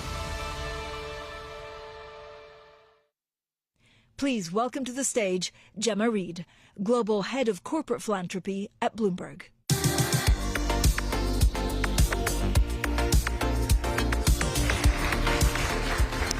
Hi everyone, thanks for having me. I'm super privileged to talk about this topic, which is women in philanthropy. I have the great privilege of working with an amazing woman in philanthropy. The CEO of Bloomberg Philanthropy is Patty Harris, and we work very closely alongside Mike Bloomberg on all of the incredible work that we do to bring his ambitious philanthropic vision to life. Patty and I are part of a very, very long and strong tradition of female leaders at Bloomberg Philanthropies. I think pretty much most of the programme leads are women. And we all work together to ensure better, longer lives for as many people as possible. And in fact, Bloomberg Philanthropies, we gave away $3 billion last year, really helping to support those incredible programmes around the world. We believe empowering women is absolutely central to all of our efforts. If we succeed, our families succeed, our communities succeed, and the world around us becomes a stronger, better place to live. And it's a really core part of the way we think about our work. We work with an incredible group of partners to dismantle the barriers that women face every day. To give you some examples, we're very focused on defending and expanding access to reproductive and maternal health care around the world. We help women in countries like Rwanda and Congo achieve economic independence. Since we kicked off our programme, over 700,000 women have achieved economic independence through the Women's Economic Development, gaining critical skills in farming and industry, even construction, supporting themselves, helping to send their children to school, and even running for political office. So it's been a really powerful programme around women leadership. We're actually investing in women across all of our programmes, whether those who are benefiting directly, but also the incredible leaders, some of whom are in the room today, who are really spearheading change, whether it's arts or education, government innovation, public health, and so much more. And these female CEOs and policymakers and scientists and innovators are making decisions every day that are really impacting the lives of millions of women around the world. And we're really proud to be part of those efforts. At the company, we're also working to really think about supporting women within the industry. And in fact, there are some, I can't see because it's too bright, but there are some wonderful students here with us from SEO London that have been part of our programme to really provide mentoring and access to the financial industry for young women and underserved communities for future employment and entrepreneurship. And we work with programmes like Women's Buy-Side Network and the New Voices programme, which I think you've been getting glimmers of throughout the day. As a business that really powers global finance, we really, really believe that if you invest in women, you invest in the future. And so we're really proud to be part of that. So that's the intro. I'm really delighted to introduce our next guests, amazing women that share our vision and are driving change as very influential leaders of major foundations. Katherine E. Fleming is the president and CEO of the Los Angeles-based J. Paul Getty Trust. She leads the organisation's mission to conserve and understand the world's artistic and cultural heritage. She's a really accomplished academic leader and a member of the American Academy of Arts and Science, and responsible for all of the 4 key components that the foundation runs, both across the US and internationally. And she'll be joined on stage by my dear friend, the Dame, she just received it today, Hannah Rothschild, whose work as chair of the Rothschild Foundation builds on a really extraordinary philanthropic family legacy, supporting culture agricultural and environmental programmes. Hannah manages the foundation. You'll hear more about that today. Is also an incredible filmmaker and writer, and has been a leader of many other institutions, including she was the first female ever to serve as chair of the National Gallery. So I think you're going to have an amazing conversation and hear some valuable insights. And on that note, let me reintroduce Laura Selenko and give a very warm welcome to Katherine and Hannah. Thank you.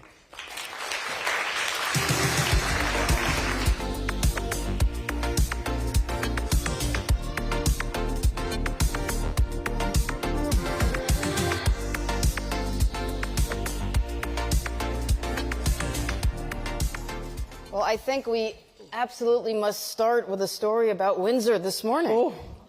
What happened? So exciting. I know I should be cooler about this, but I'm not.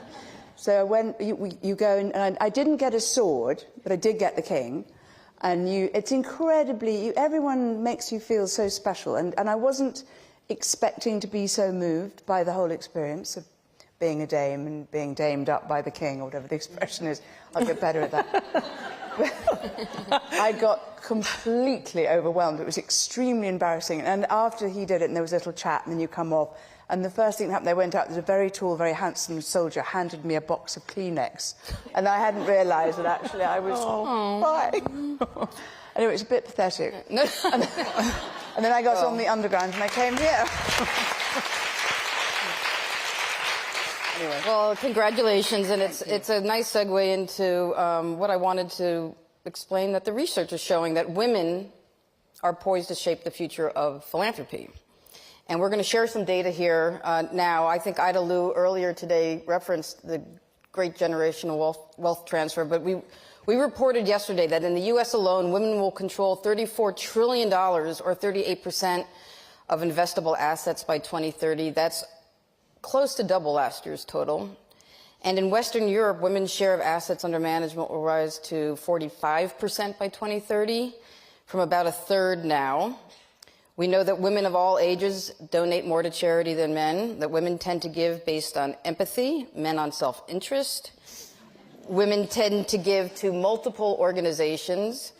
And on top of all of that, we have many female mega donors like Mackenzie Scott, Laureen Powell Jobs, Melinda Gates. So it is a new time for philanthropy. Hannah, I'm going to start with you. Your family has been involved in philanthropy for more than 2 centuries. Mm-hmm. So I just want to ask, from your perspective, how has the model of giving changed, and how do you see it evolving going forward? It has. I mean, I've been at it right from the get-go, because it was part of the thing that as a family we were encouraged to be involved in philanthropy at a very early age. I mean, that might have been giving a couple of pounds to save Whistle Jacket for the country. That was painting by Stubbs at the National Gallery, or it could have been, you know, doing something in the village hall. But in those days, and I am already, as you can probably tell, reasonably old, you know, it was very much, you gave your money away and that was it. But now, of course, there's so many tools. So everything from crowdfunding to blockchain to impact bonds to social bonds to, you name it. And it's a completely different landscape about how you raise money, how you give money away, how you measure it. I mean, we're much more focused, I think, now, this generation, on how you measure impact and how you measure success, which sounds a terrible thing to say in conjunction with philanthropy, but I think a lot of people now are looking at that. How do you measure? Well, again, it's I mean, in a very, very basic way, at the National Gallery, for example, you know, we had to raise £44 million a year from different sources, be it the government, be it private funding, be it incredibly generous grants from people like the Getty. Can I just say, Getty and Bloomberg have been essential to the public institutions of this country. So it's a huge thank you. We really couldn't do it without, and I'm not just saying that, we couldn't do it without these very, very generous donors. So in that case, you can measure it very easily. It could be, for example, there was a thing we were doing with diabetes. You could say to the local government or the local HMO, which was in Israel, we can reduce the levels of diabetes dramatically by increasing the amount of education about people about what you eat. A lot of people don't understand that what you eat will lower your risk of getting diabetes. So, for example, that's another way you can measure it. But I don't know if you. Yeah, how do you think of it, Katherine? How do you measure, being the world's wealthiest arts institution, how do you measure your impact? So I would pick up on something that Hannah said about sort of the way philanthropy used to be and the way that it is now. It's now much more about, sounds corny, but it really is about building relationships. So you have an ongoing connection to the people and entities that you've supported, and that gives you a very good sense of how successful you're being in supporting them. It allows you to adjust what you're doing for them according to their changing needs and strategy. It isn't sort of one and done. Our most successful philanthropic engagements, and a number of them in the UK, are ones that we've had for decades. So that's one way to measure it. And then obviously there are some programs in which it's inherently more measurable. If you're doing a program for young curators from underprivileged backgrounds, and you look at the output 10, 15 years later, you can see very clearly how many people have gone on to have really successful careers of their own. So it's sort of a combination of soft assessment and data. Catherine, there's been a lot written on the feminization of wealth and what that could mean for becoming more collaborative, more democratic, more altruistic. And I just wonder what your view is on that. Are you seeing that with your own institution? Are you seeing that with your partners? So I function first and foremost in the arts ecosystem of Los Angeles. I mean, more than half of what we do is global, but we're based in Los Angeles.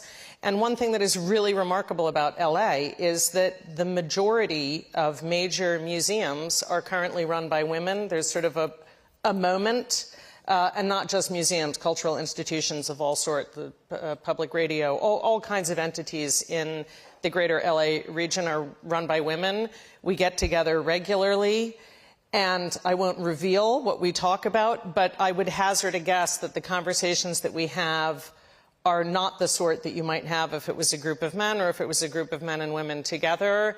And when I arrived in LA 2.5, 3 years ago, I was really moved by the number of women in the sector who reached out to me to say, welcome, you know, let's go out for, they weren't saying, welcome, give me a grant, which was my initial cynical thought. They say, you know, welcome to LA, there's a great group of women here, we're delighted that you're part of it. So there really is a zeitgeist of collaboration that I do think is not exclusive to a women's environment, but certainly is very characteristic of it. I think, Hannah, you've talked about in the past philanthropy wanting to basically have your name on a building and sort of a more collaborative approach that you're seeing now. I think it was. I think if you look at when Andrew Carnegie wrote The Gospel of Wealth, you know, way back in the last century, it was very much, you know, that he and that very, very generous, incidentally, generation of American donors, they tended to put their names on buildings. They tended to believe that, and I'm generalizing, but on the whole, you know, it was make as much money as you can and then give it away after your death, or, you know, stick it on to buildings, whatever else, which is fine, incidentally. And I'm not saying that there need to be buildings, there need to be edifices, there need to be places to meet. But actually what's happened now, and I don't know whether it's necessarily women being involved or whether it's just society evolving, but I think people are looking at it in a slightly different way. So, for example, thank goodness that's not me, but for example, we contributed to the National Library in Jerusalem, which is an absolutely beautiful building to die for. Herzog de Meuron building, please go if you're there or look at it online. But in addition to actually putting up the building, where you could find our name with a magnifying glass, but more importantly than that, when we gave the building, we actually endowed many, many, many of the programs, something that obviously you're very involved with as well. So it's much more holistic, the way that we're looking at how we give money away. We're not just saying, right, here's a building, get on with it. It's here's a building, this is what we think might happen within it, this is how it could serve society, this is how it could bring readers in or writers in or other people. So it's, I think it's just a different way. I don't know if you found that. It's a different way now of looking at when you endow things and when you fund things. Yeah, absolutely. And something I spend a fair amount of time thinking about is John Paul Getty, who, of course, is no longer here. He is of the category that you mentioned, a Carnegie-esque figure, but made this spectacularly generous bequest for the creation of an institution that he left the design of the institution completely up to his trustees, and the institution is meant to exist in perpetuity. So I find myself in the interesting position of, on the one hand, being and trying to be a modern philanthropist, a forward-thinking philanthropist, doing things in new ways, but at the same time, it's very important to me that the Getty name be known. Whatever, people say, it's oil money, it's this, it's that, give me a break. Did you want him to, give it away to something less meaningful than the creation of an institution for the dissemination of art? It's important to me that it be known as the Getty. Interestingly, we've become sort of, a metonym, like when instead of saying tissue, you say Kleenex. Instead of saying, sticky tape, you say Scotch tape. We've sort of, Getty is now more us than it is him. But I do think a lot about sort of that era of very male, very successful, very I want my name visibly on something philanthropy, and how it can be woven into a completely forward-looking landscape. I mean, I think that, and why don't we sort of spin that forward then? I mean, you're both somewhat, caught back in tradition, and yet you need to be thinking in innovative ways going forward. So how are you thinking in innovative ways in terms of changing priorities in the future? Well, again, I'm really interested in what you're doing. I mean, obviously, AI is changing absolutely everything. We have a house, Waddesdon Manor, that we look at, which was built by my forebears, and the UK-based foundation looks after. Now, that was a house which was built to entertain the great and the good, and very few, kings, queens, shahs, whatever, blah, blah. And now, we get 400,000 people. But we've got to completely rethink what a visitor attraction, I hate that word, because actually at its core is one of the most beautiful collections imaginable of its type. But so we now have to try and think all the time, well, actually, what does the modern visitor want? And what is our role in the society? What's our role in the community? What's our role in the area? And also, we want people to come. So how do we don't want to kind of move away perhaps from our core purpose, which is excellence and beauty and everything else. But on the other hand, the society's needs are changing. So I find, and I'd like to know what you think, we're constantly trying to imagine or reimagine what we do, but in that sphere of excellence, and using technology and using new tools. I mean, how do you look at that? Well, this is actually very interesting to me that we're talking about this. Just this morning, I had coffee with Nick Cullinan. Yeah. And he quoted someone whose name I instantly forgot, but I've remembered the quote, which was, if you want to stay the same, you have to be prepared to constantly change, which perfectly captures this sort of tension. We, too, at the Getty in California, at our actual physical site, which includes all of our programs and houses 1,200 staff and is also a museum, we're thinking about what in the States we call the visitor experience. You don't want to become, I love Disneyland, I'm sorry to use it as the example, but there is a Disneyland, we don't want to become that. But we recognize that there are all sorts of people who should feel completely at home in the space of the Getty, whether they have a degree in art history, whether they've ever looked at art before. They have every much of a right to be there as someone who comes up there with their PhD and wants to talk about the difference between Baroque and whatnot.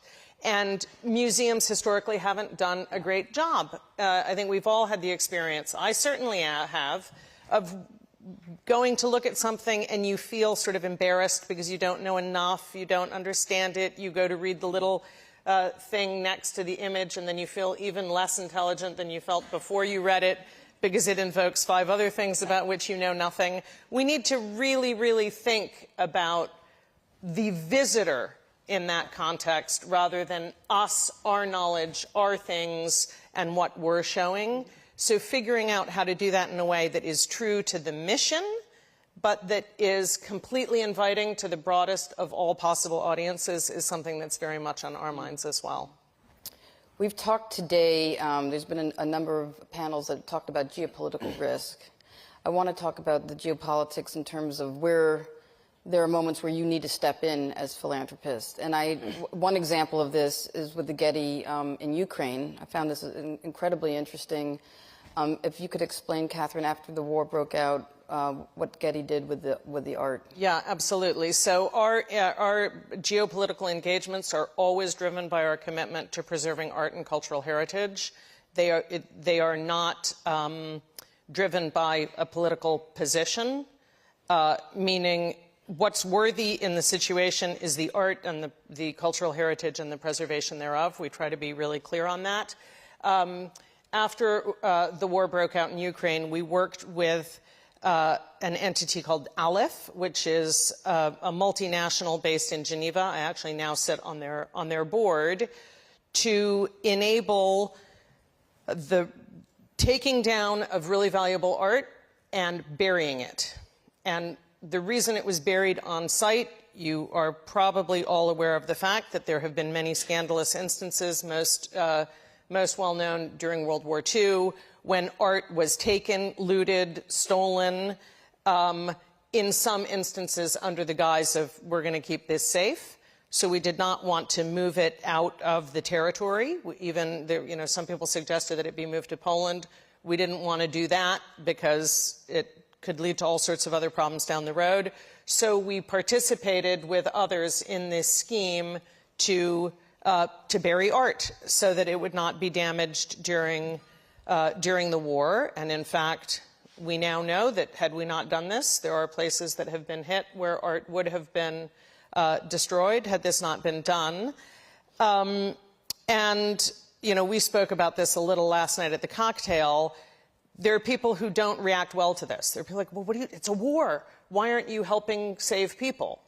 To which I guess I have two responses. The anodyne and dry one is, well, my organization is not in the business of, we're not Médecins Sans Frontières. We're not relocating people. That's not what we do. What we do is art. But the more profound and I think genuine response is the most fundamental human product is its cultural output, its artistic output. And to protect that is, in a very meaningful way, to protect humanity and its past. And some of the most striking work that your family has done, we were just talking backstage about a little tiny synagogue in Crete that exists today in large part because of grants made by your family. And it's a vitally important part of the history of a place and of a people. And that's why protecting these things during war matters, I think, a very good deal. I mean, there's also war in the Middle East, I know, and I know you do some work in Israel. Well, we do a lot of work in Israel, and the pillars of what we do, the environment, education, we do lots of work for all communities in Israel, whatever their religion, whatever their past is. And, of course, every single person in Israel and every single tree, I'm afraid, just about, has been affected by this appalling war. What do you do in that situation? And meanwhile, the present government, is going to shift a lot of its resources to military, to defence. So if you're supporting people who need support, who might have relied to some extent on government support as well, what do you do as a foundation? Do you then try and step in and take over the role of government? Is that appropriate? Do you shift, for example, an enormous amount of work that we do on coastlines, in keeping coastlines clear? Do you then shift that to forests up on the Syrian border, which have been decimated by bombing, etc., etc.? These are really, really difficult decisions. And I'm not sitting here saying that I know the answers. We are very much trying to think always long-term. We're trying to think about the next generation rather than the immediate problem. But clearly there has to be some give and take, and you have to be reactive. We're very lucky that we can be quite reactive. We have a well-resourced foundation. We have a very good reputation. We have fantastic partners. And I think we haven't talked much about partnerships, but my goodness me, let's never underestimate the importance of partners wherever we're working. So, we're feeling our way through, and I think, unfortunately, that's the very best answer I can give, and I suspect you're doing the same. You just try and feel your way through and get as well informed as you possibly can. It's such important work. We're going to run out of time shortly, and I thought one way to close this is that there's a lot of wealth represented in this room. And I know that you've both started your own foundations. Piece of advice from both of you in terms of if someone here wants to consider setting up their own foundation, what's a piece of advice? Certainly you want to be strategic and you want to have an impact, but you also got to go with your heart. Like, you know, if there's a human being asking you for help and you are moved to help them, I wouldn't get too hung up on whether the outcome is going to be the exact one that you wanted, because once you give something away, it's no longer yours. I think that's a great answer. I would advise you not to set up a foundation. I think what you can imagine that it produces bureaucratic and other issues. I would say open a CAF account, Charities Aid Foundation, or PRISM. You can do it. You really don't need to put very much in. You can make it tax deductible if you want to do that, which is fine, by the way. And you can then just give to where your heart or your mind or your soul takes you. And I would say this, obviously, I've been lucky enough to be involved in it, but it is probably the single most exciting and rewarding thing that I'm involved with. And that can be however big, however small. And so I'd encourage everybody, as I'm sure you would, just do it. It's fun. I'm going to need some tissue. Thank you both so much. I just wanted to mention that I do a lot of work with Bloomberg Philanthropies, and I think Gemma mentioned the work that Philanthropies has done with the New Voices initiative, which we've been talking a bit about. Through New Voices, we have already provided funded training, intensive media training, for more than 700 female executives in 16 cities around the world. We are about to, next year, we will launch our 17th city, which will be Milan. So if anyone here is interested in joining us in Milan, Claire Obeson, our program manager, is here, and you can find her also over at the little nook we've set up for New Voices. And we've also, through this work, we have more than tripled our representation of female guests on Bloomberg TV, which was a really important part of why we started the initiative. So we have a video for you to tell you more about New Voices. And on that, thank you so much. Thank you very much. Enjoyed the conversation. Thank you. We remembered our glasses.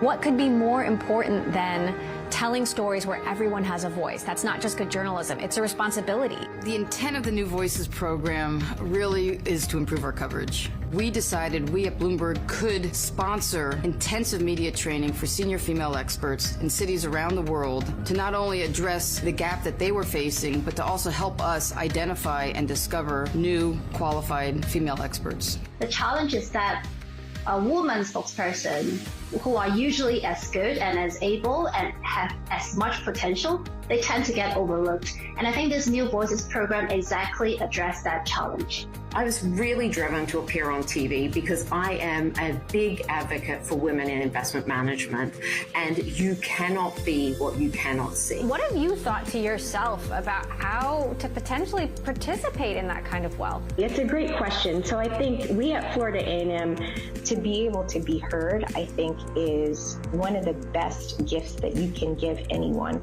whether it's heard on TV, heard in life. So the fact that the New Voices program allows people to be heard, I think it's just phenomenal. We started this program with 10% representation of outside female guests on Bloomberg TV. We tripled that within 3 years, and we want to keep pushing for the betterment of our coverage, for the betterment of the industry going forward. The reason why I think the New Voices program is so important is that it really empowers women. Yes, in media, but also in their jobs, in their careers. It gives them a platform. It gives them a voice.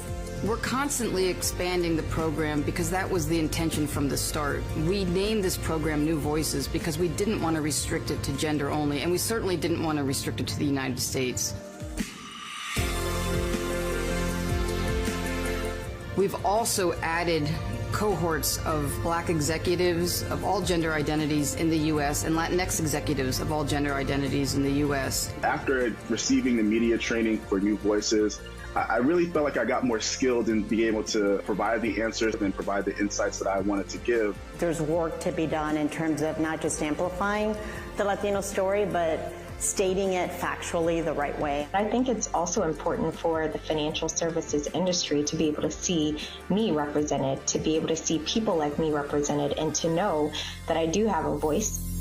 And this kind of work is not one and done. You know, it's very easy to slip backwards. It's very easy to lose focus. And hopefully, if we stay focused, if we stay intentional, we actually will see real change.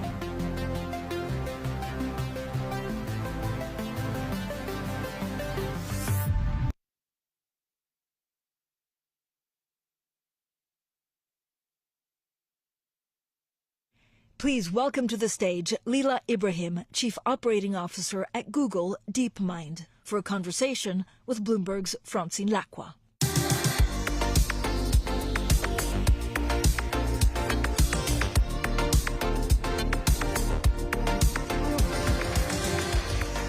Hi, everyone. Lila, I'm so excited to speak to you because there's 1,000,001 questions we have to get through to AI. But first of all, you just came back, right? So there's a big ceremony today.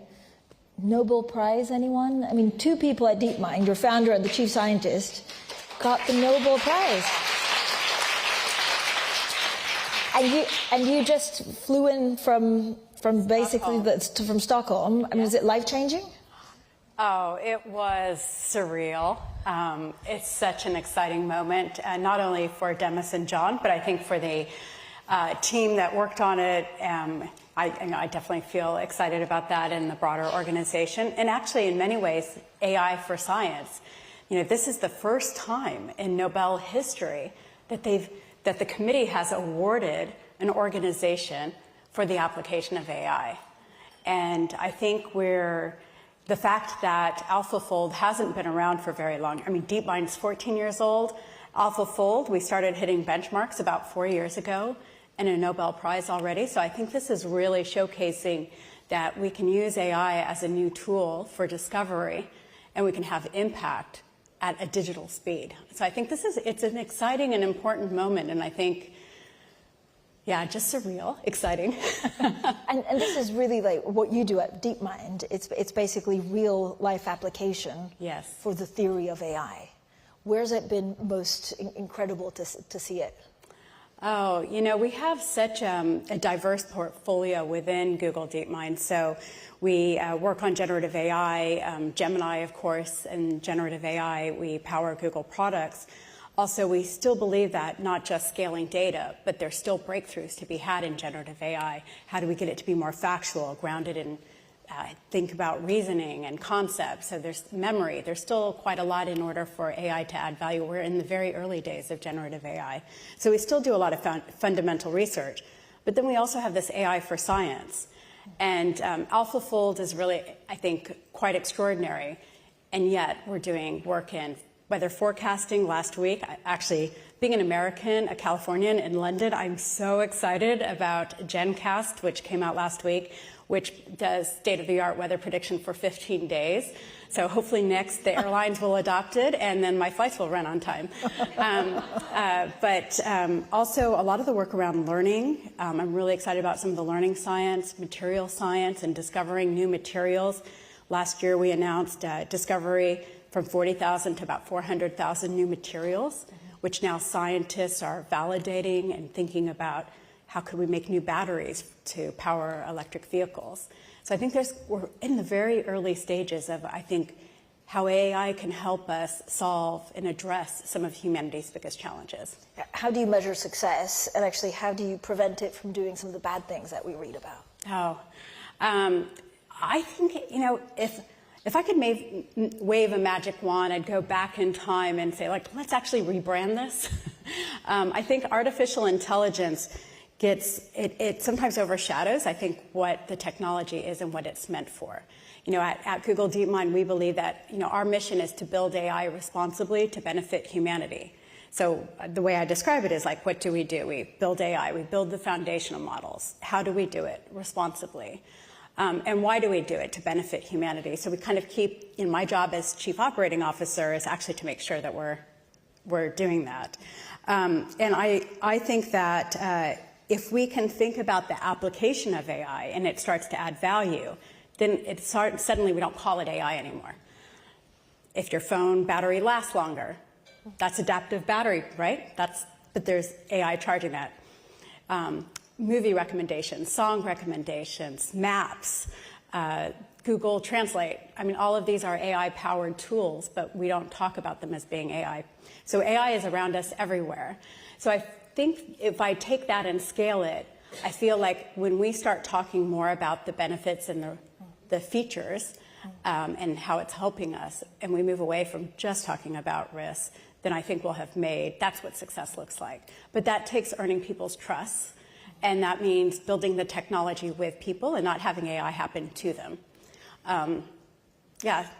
And in terms of disruption, is really science that you would be most proud of in terms of disrupting or advancing it, making it quicker to find cures? Yeah, so maybe would it be helpful to give a little tutorial on AlphaFold? Let's do it.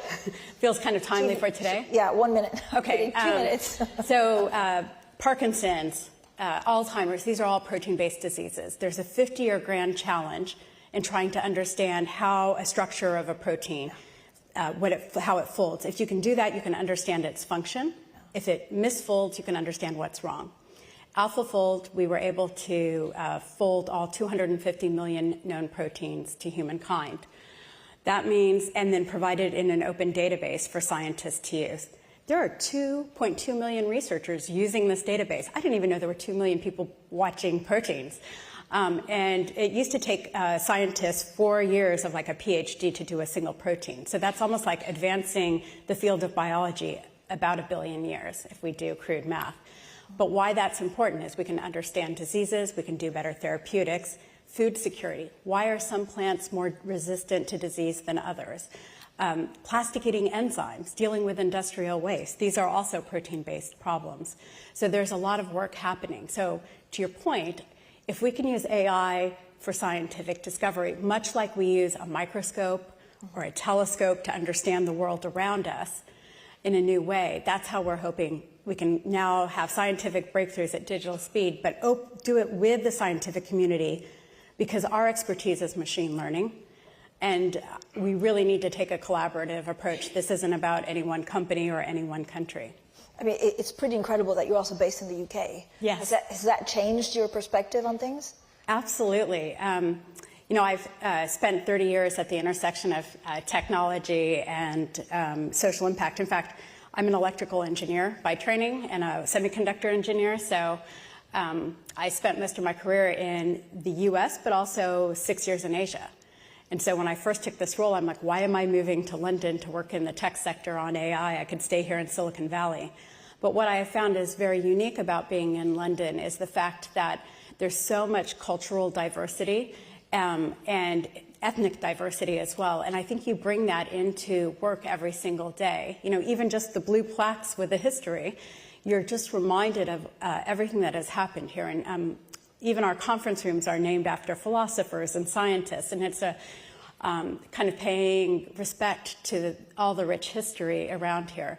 And I think, again, you just bring that in. So you're thinking long term, and you can take ambitious goals like AlphaFold versus worrying about who got funded, who's moving to which new startup, and instead say, okay, we're really trying to benefit humanity. What are the biggest problems that we can work on and solve, and apply the scientific method to do that? Lila, a lot of the businesses will be thinking, like, how do I use this? What are the pitfalls? What should I worry about? How are you seeing businesses experiment with AI? Yeah. We're seeing a lot in, first of all, my advice is always use it as quickly as you can. Start using this. Like, people are waiting and thinking they have time. You don't have time. So I think really leaning into the learning opportunity. So one thing I actually started doing was just asking my team members at all levels in the organization how they're using it. And I was really surprised and started to shine a spotlight on them and to spread it. So obviously we've had this technology in our hands for quite a while before we release it. But finding, you know, the market analyst who is using this to quickly summarize some of the press reports and being then able to add her own expertise layered onto that. Our legal team, which gets so many inquiries, so from even within the organization, and how they're using this as kind of an internal customer service.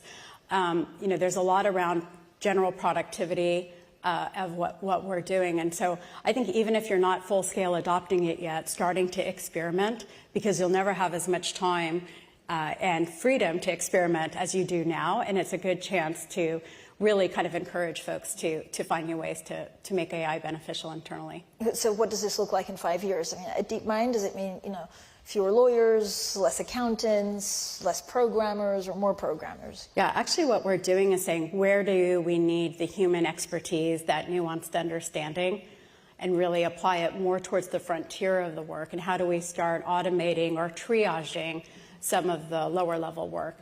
As someone who, again, has kind of, we all kind of go through our careers. So the early stage, you want people to still have opportunities to learn. So we look at this as not necessarily replacing the human work that needs to be done, but rather augmenting and being able to scale. What risks do you think about? What do you really worry about with AI? Yes. I think AI could be one of the most transformational technologies of our time. In fact, I have to tell you, sitting in Stockholm, I'm like, I think it is. And having worked on computing and the internet build out, I really do believe we're in a new era of discovery with AI. And, but I think about risk a lot, right? It keeps me up at night, both the opportunity and the risk. And we think about risk across in a continuum of near-term risks like misinformation and bias. We think about misuse, cybersecurity as an example, and long-term risk, existential risk. Who's in control of this? Whose values are they? Are they aligned to human values, et cetera? And then we think about it in terms of, do we have the right internal governance in place? Not just process for process sake, but are we having the right multidisciplinary approach, asking the questions, quickly learning, iterating, because you can't have all the answers. Do we have the right type of responsibility research? And that could be everything from what we do from a technical safety to thinking about socio-technical topics, decolonial AI, LGBTQ, fairness, thinking about things like the ethics of AI assistance, years before we have the technology ready. And then we think about how do we deploy this. So in the case of AlphaFold, actually, we said this could take away jobs from biologists and scientists. So before and what risks are there bioharms that might come from making this widely available? So we consulted outside experts, and actually we knew we had inside bias. So we brought in outside experts, consulted them, and decided that we would release the database in partnership with the European Bioinformatics Lab, because they have the ecosystem and know how to do this. And so I think thinking about responsible deployment, how do you release technology in a way where you're, again, doing it with communities rather than to communities. And in fact, we put an extra effort into work with the Global South to ensure that where they didn't have the knowledge or the technology, or that now we've done onboarding to help ramp them up. And about a third of the database users are actually coming from the Global South. But Lila, how difficult is it to say, well, this is what I don't want AI to do, and then shape AI so that you move away from that? Is that the right way of thinking about how to structure it going forward? Yeah, there's some that we can do that, right, in terms of policies and filters. But you also have to be careful, because what you think may be right or wrong is maybe different than me. Yeah. So we spend, there's different political views, there's different cultural views, and when you have a technology like a generative AI, it's something that's available globally instantaneously. So there's a lot of deliberation about how to make this, how to do this. And it's not just like you can't build a generative AI and then any type of AI and then at the end say, oh, we're going to make it responsible now. It's like building a car and adding a seatbelt at the end. Instead, it has to be built in from the beginning. And so even drawing hard lines is a very difficult thing. So it's extraordinarily nuanced, and it really does require diverse thought around the table. Has the adoption of AI gone quicker than you thought when you joined? Absolutely.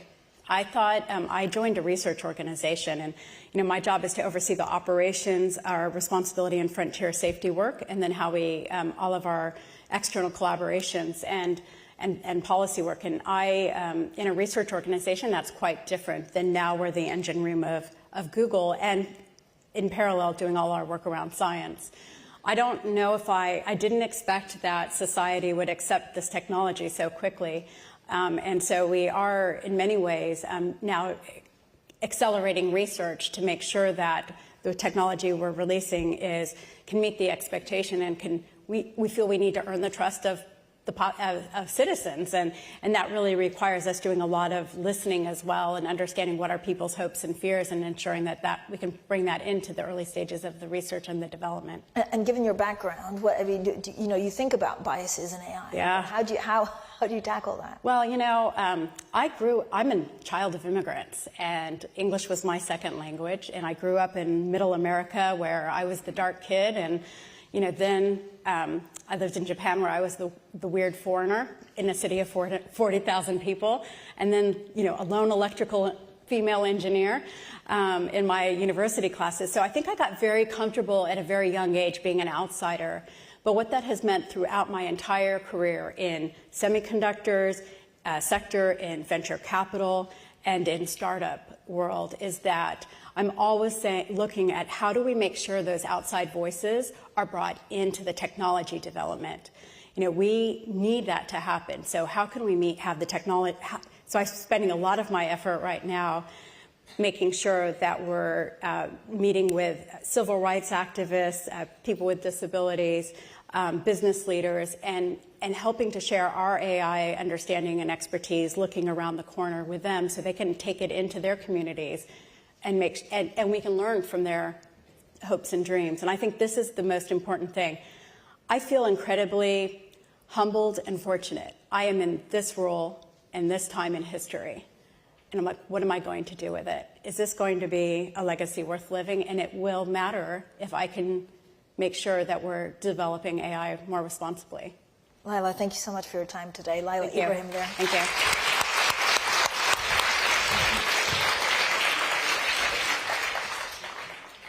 Please welcome to the stage Francesca Carlesi, CEO of Revolut UK, Michelle Lau, Managing Director at Alibaba.com, France, and Phuthi Mahanyela Dambegwa, South Africa CEO of Naspers, for a conversation with Bloomberg's Stacey Marie Ishmael.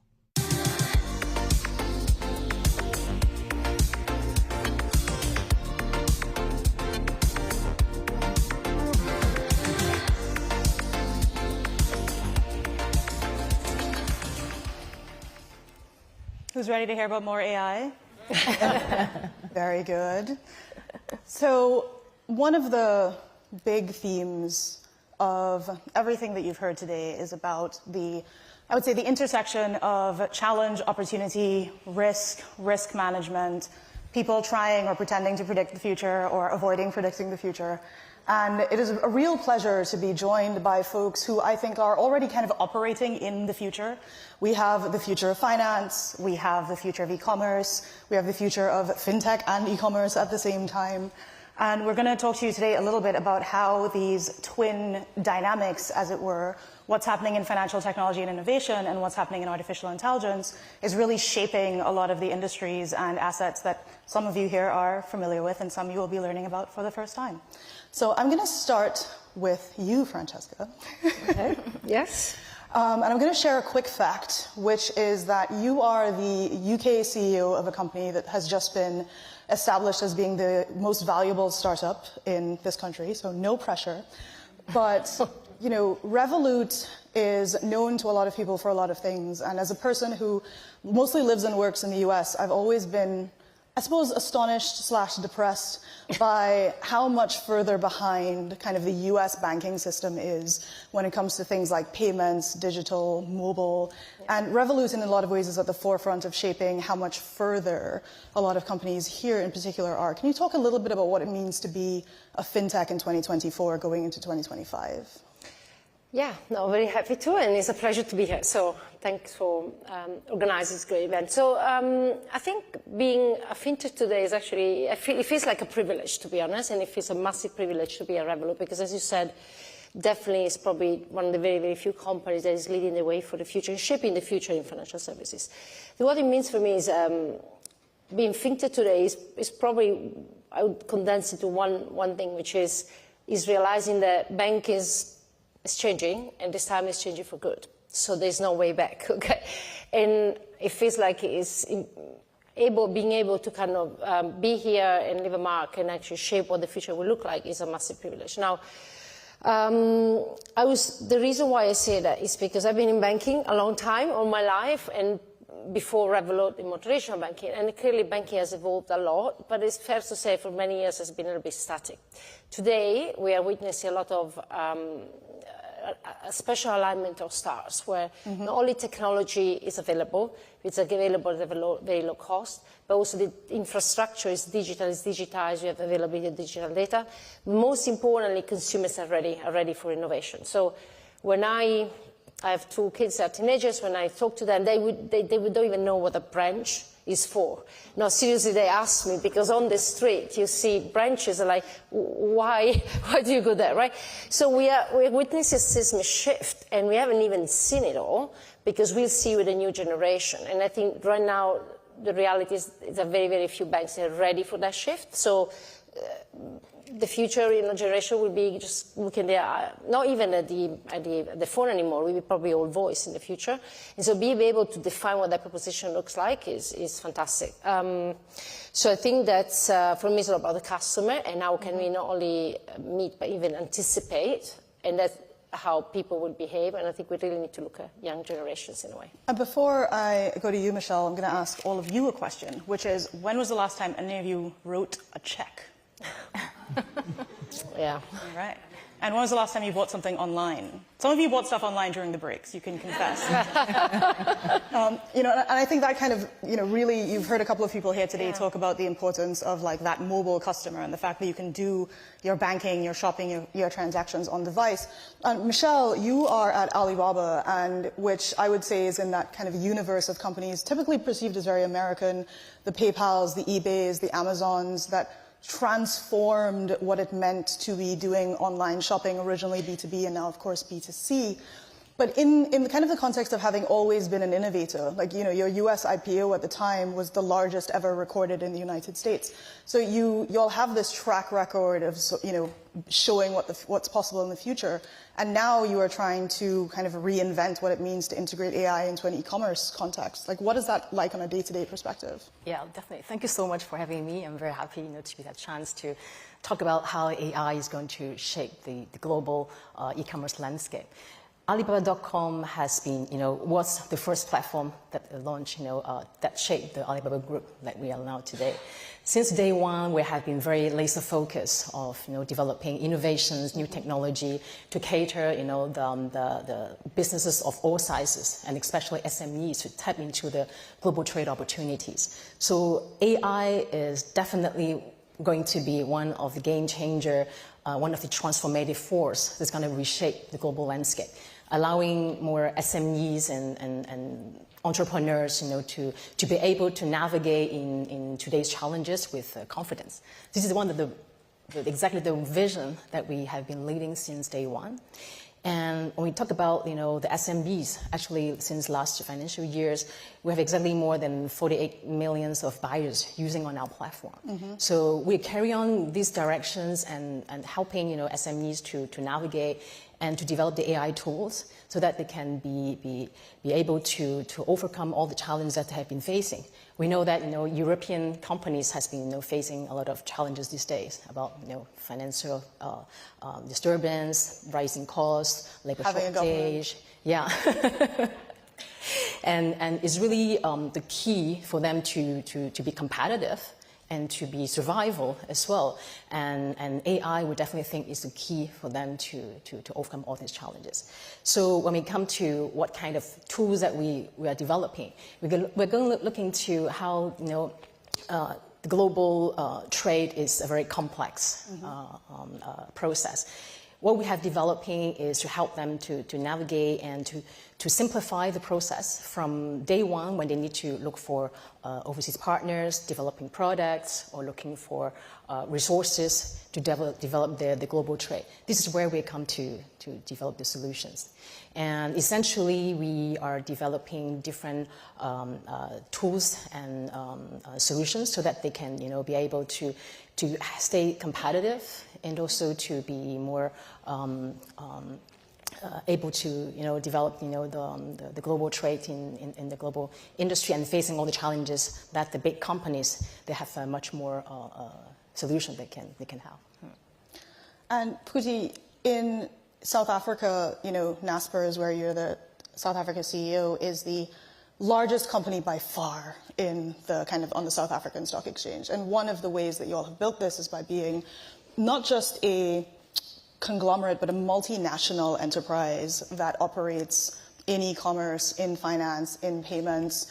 You all happen to own 29.01% of Tencent, possibly one of the most clever investments of all time. I think it was like $50 million or $30 million for 50%. Amazing ROI for Process. So you have a unique vantage point when it comes to the intersection of some of these trends we're describing, but also a unique vantage point into markets we haven't really discussed as much today, particularly whether you call it emerging markets or the global south. You folks have heard some allusions to, the rise of fintech disrupting payments in Latin America or Brazil, but what does that mean for your day-to-day, in practice? What are the trends that you're seeing and the opportunities? Well, thank you very much. And it's been a long journey for me to come here. It's a long flight. Absolutely. but it's really great to be here with all of you. Thank you. So for us, certainly AI is the way in which we are running our business. When we look at the use of, we are using co-pilots, we're using large language models, LLMs, we're using different products to be able to push our businesses forward. And so, for instance, when I look at our food delivery business in Brazil, iFood, where we are doing, we have about 100 million orders per month. That's 1.2 billion orders per annum. It is only through the use of AI that we're able to push that type of business forward. Even if I look at any of our businesses, our food delivery business in India, Swiggy, which we actually just listed a couple of weeks ago, I think about a week or so ago, for $1.3 billion. And then also, when I look at our food delivery business in South Africa, all of these food delivery businesses are focused on the use of AI for them to be able to accelerate forward. When I look at our e-commerce platforms, it is only with the use of AI. And so AI plays a critical role in our business, to the extent that we've ensured that every single employee is using AI with respect to their own work. So it's not something we're just using only for our consumers, our customers, but we are also ensuring that our own employees are also using it as part of their roles as well. So it's very much a part of our lives, as it's a part of every one of your lives as well. And the sooner you get used to it, the better. And certainly that's what we are finding in our business. Well, what does that mean specifically? So, we had Robin, from the CEO of Man Group, say, at Man Group, they have these 650 technologists. They're using all of these different things. They're deploying them in different ways, but AI is not making investment decisions. So when you say, and this is kind of a question for all of you, when you're talking about how day-to-day this is changing business, you're also talking about how day-to-day this is changing jobs and rules, right? So what are the things that are having to be different? What are you doing more of or less of? And who are you hiring? And what are the skills that you're looking for to make that actually true? Yeah. Well, I mean, what we are finding is the fact that there's a lot of areas that we're finding that you can cut out. So there's a lot of operational efficiency that's created in the business. And what we are also finding is the fact that there's a lot more opportunity for new roles to also be created, which hadn't even been thought of. So the opportunities are immense. But at the same time, that is on the underlying assumption that with everything that we do, that we are doing so from an ethical perspective. Mm-hmm. So our use of AI is based on ethical principles. And so it is important that with everything that we're doing, that we keep that in mind. But from that perspective, we see this as a significant driver of our business. Yeah, I mean, very similarly, I think the opportunities for AI are very big. On our side, it's mostly on the internal, terms of internal streamlining of processes, so effectively efficiencies. Clearly, there's a massive opportunity on the customer side, which is very, very exciting, to be honest, what's coming up there. We have already tested. Right now, the majority of our customer interactions at Revolut already are managed by AI agent, and going forward, we want to launch also a personal assistant, which is not far away. It's not the future, right? It's going to happen. But going back to the internal side and efficiency, I think it's probably less exciting sometimes, but for me, it's actually very, very interesting what's happening, because it's a shift.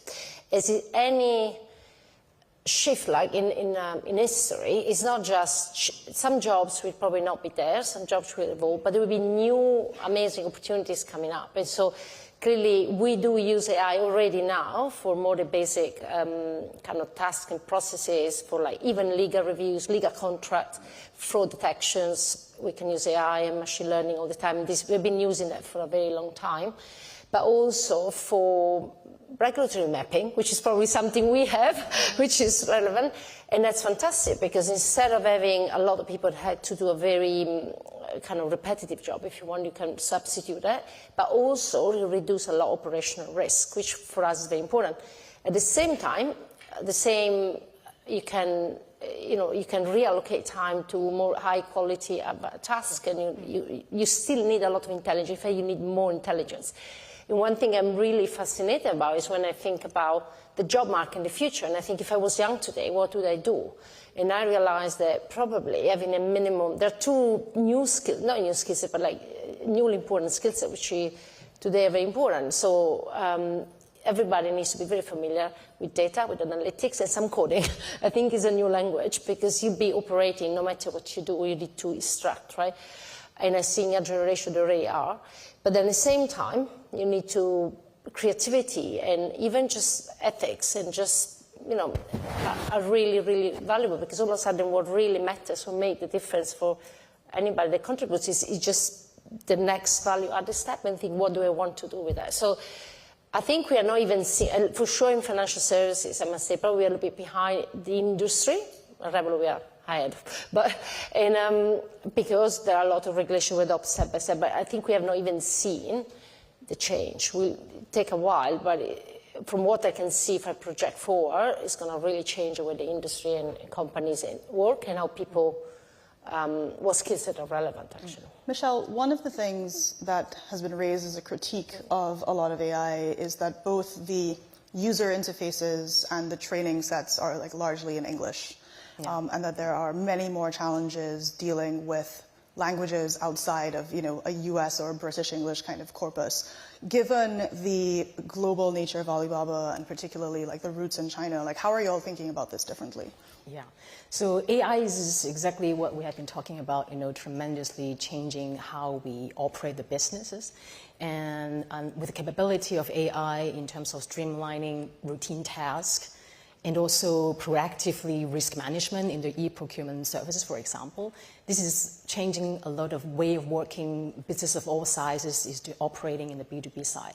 And it's very good questions, because Alibaba will have the reach of over 200 countries around the world, and we are serving more than 48 million users around the world. They are from different countries, they have different challenges. Our AI tools, what we develop, is very laser focused to solve companies, SMEs especially, their practical issues. Communications is one thing. It's not only language, but also cultural. How they can use AI to create, more professional way of communicating with their customers, so that we also have tools to help them not only translate, but also proposing how to communicate and engage conversation with their customers. Because AI tools is talking about not only finding the right partners, that we have worked a lot. We developed some, AI solutions to have a multi-modal search engine that can combine not only text, but also visuals and videos. So visual and videos is no language barriers. So this is one of the ways that we help companies to tackle all these cultural and international issues. And then in the other side is when we talk about the global trade, we have accumulated more than 25 years of expertise in the global B2B commerce. So we provide the AI tools that companies can leverage that, and the AI tool would proactively propose the relevant attributes of products that they should look for, so that make them more easy to find the right partners, and that will largely help them gain a lot of time. to find the best partner. And then when it comes to a data-driven selection of customers, and this is something that is no border. We leverage all the insight that we can provide, information about the market that, buyers and sellers from different regions in the country can benefit from it. All of you have talked about this idea of kind of assessing risks, and as we were walking on stage, I heard folks from DeepMind being, we worry about everything, the existential crisis of AI, whose values are encoded in these things, whether it's like misinformation at scale or whatever that might be. What are the risks of the scenarios that you all are describing? What are the risks of having your AI look at a contract and be like, seems good? Well, there are great risks, but I can start being, and it's kind of not a mystery, they're being discussed a lot about, right? I think, for me, the thing that I keep thinking is this one, there is a fact, which apparently now is uncontroversial, which is in a few years from now, 2050, AI will be the most intelligent being on the planet. There's no doubt. Elon Musk up at night as well. Yeah, but by a factor of it, it's not even 10, right? So when you think about that, this is the first time in history that's ever happened, all of a sudden can be very scary, right? So, and the risks associated with that are a lot, because all of a sudden we can lose control. All of a sudden, in the short term, even we can delegate too much and lose a sense of reality, what's real, what's not real. And the contract, is the contract done well or not? But if you project in the long term, it could be even bigger risk than that, right? So it's about losing control.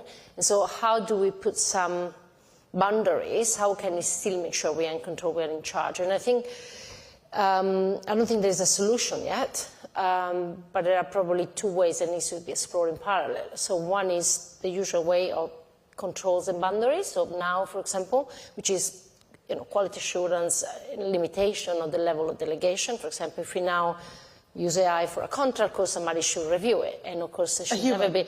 A human should review it. A human should review it, right? In the short term, maybe we get to a point where we'll have another AI reviewing it. It's already happening, in applications. So, but that needs to happen. And the other side is, and will be more and more, is ethics, because at a certain point, as the model gets very advanced, you need to ingrain the rules of behavior in the model itself. And that's why I think there is a lot of, not only discussion, but study now about how can you make it happen, right? I think that's the main risk. How do you maintain control, but leveraging the power of AI? And it will be fascinating in the next few years to see what kind of solutions come in place. And Pooty, in terms of the deployment of, digital solutions, in terms of people using their phones for all of these things, one of the realities, I'm thinking about the Apple context, to use AI on an iPhone, you have to have the very latest, most expensive version of what is already a very expensive smartphone. All of you kind of operating in contexts where not all of your customers might have the very latest, most expensive versions of things. How are you including, the hundreds of millions of people who don't have access to spend $1,200 on a device to take advantage of some of the technology that we're talking about? I think it's very dependent on the community that you're operating in. And what we found, I think certainly when you look at the African continent, with products such as M-Pesa, which is a product that provides access to financial services to people on the African continent, it works on the most basic of mobile phones. And so anybody through the use of mobile telephony can be able to transfer capital or whatever the case is. And in that case, actually, it just shows the extent to which fintech, at its most basic level, has been able to actually, hit through many, many levels of industry that were actually not even there, because the financial industry has not been very robust in many countries on the African continent. And so mobile money has ensured that you can leapfrog that. But, so from that perspective, you can use the most basic phones for some of the most basic products that you can make available. Because in terms of sophistication, the level of sophistication in terms of technology is not the same everywhere, certainly where we operate. Or data access. Data access, yep. Absolutely, absolutely. So we found it to still, we're able to use it as it's applicable across the African continent. In South Africa, where mobile telephony is very high and you have access to a lot of more sophisticated phones, there you're able to make access to a number of products with the use of AI to consumers that are using, whether it's our e-commerce platform or they're using any of our platforms, our payments platforms, our classifieds platforms, to access our products. Michelle, when you've talked a lot about focusing on solving the needs of your SMPs, entrepreneurs, what has been like the weirdest problem that they have had in trying to adapt to all of these many changes that seem to be happening at light speed? Yeah, definitely. When we talk about SMBs, sometimes we're talking about companies with less than 10 people. Already entrepreneurs, they are multitask. I think one of the challenges for us is first to develop technologies and innovations and AI solutions. I mean, there's a targeting for what they need. And that's why we have been working for over 25 years. And we're very happy to have been, supporting SMBs to develop, in the global trade, making them accessible for them. And the second challenge would be adoption. I mean, the technology adoption. So we have been working a lot on that because I think there's still a big gap between SMBs and big companies in terms of embracing new changes, embracing technology innovations. But it's key for them for survival and to stay competitive because when they're facing the different challenges, it is just threatening their profitability and also their ability to cater to market demands. So when we do the Global SME Confidence Index, we're very happy to know that more than a quarter of the SMEs already embracing AI technology, but it's still a relatively low number. So we have been working a lot, to provide different types of AI solutions. It's not necessarily mobile-based. Actually, it's very accessible for all the companies of different sizes. It's web-based. It's also on mobile. Actually, Alibaba has been, moving this revolution of, mobile-based applications. All our platform is both available on mobile and also on desktop. And I think the challenge would be how we can, help company on their digitalization journey and how we can support them to embrace the innovation. But I think, for those who have already tested our solutions, who already use our platform, the benefits is very obvious because our technologies we are developing for both buyers and sellers. Both of them can benefit from, sellers, they can benefit from, the technologies can streamline, their product postings. We know in the marketplace environment, being visible and being good reference on the marketplace is very important. To stay competitive, they need to streamline all the process. And according to our data, they can cut in half, the time they need to post a product. And for buyers, they can use our AI sourcing agent, to combine visual text and also AI proactive suggestions of new sellers. Actually, they are basically not replacing people in a company, but actually helping them to streamline some more routine tasks. Right. Help them to focus on more strategic initiative so they can spend more time to work on their brand, work on the new products to grow. So that point, one of the things that people who are big fans of both like AI and fintech and digital, they like to say, well, it saves time so you can do other things. So I'm going to end with a question, which is, if you had more time, what would you each be doing? Sorry, if you had more time, what would you each be doing? With all the time you're saving with these solutions. Oh, well. I can tell you. All right, let me know. Start. So being from the Global South, one of the biggest issues is to ensure that we can get as many young people to be as knowledgeable about the tech industry as possible. And so the biggest focus for me is to ensure that we can get as many young people to be digitally enabled so that they can be participants in this industry. And so that is, and particularly given the fact that we have such a youthful dividend across the African continent, it makes sense that we need to ensure that these youth have access to digital skills and they can be real participants in the economy. This is a hard question to follow, but 2 minutes. Good. Well, I think if I have more time, I think I really want to show young people, entrepreneurs, women entrepreneurs, with technology, everything is possible. that, we don't need to be everywhere, but we can do global trade. And we can innovate. We can also have time to spend with our family. Yeah. And I think that's the good point of technology, to make it more global, inclusive, and everybody can enjoy growth and tap into the global opportunities. Yeah. Well, yes, very difficult to follow. But no, I think similarly, I think I would probably carve out some of this new time on educate young people and show them the art of the possible and make sure they can kind of open up their minds to the future, because I think sometimes it feels like we are not, you learn a lot, but it takes a long time, and if you knew it since the beginning, since when you were young, you could really do a lot. So focusing on young generation and training them on, not only just technology, but also how to live life and kind of give back a little bit. That would be probably the main focus. Thank you for joining us. Thank you. Okay, over the top. Over.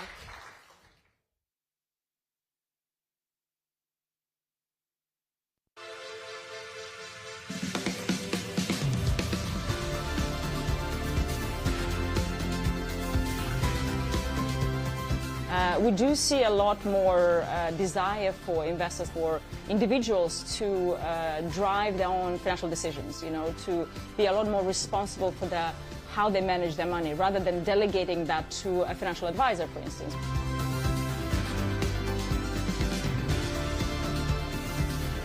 The deployment of investment is happening in the US, where not just the public sector, but also private sector is deploying at scale into technological development. Yeah. The drivers from growth, I would say, is probably dependent on the inhibitors. And as I said, as much as some of the emerging markets will benefit from AI, the ability to lead the innovation in AI, it's probably limited, because, as I said, those data sets are just available in certain languages, and that's important to process, to have successful AIs. You have to have large databases. And I would say not from the application point of view, but from the ability of EM to drive the evolution of AI is probably going to be more prohibitive. Please welcome to the stage Bloomberg's Victoria Wakely.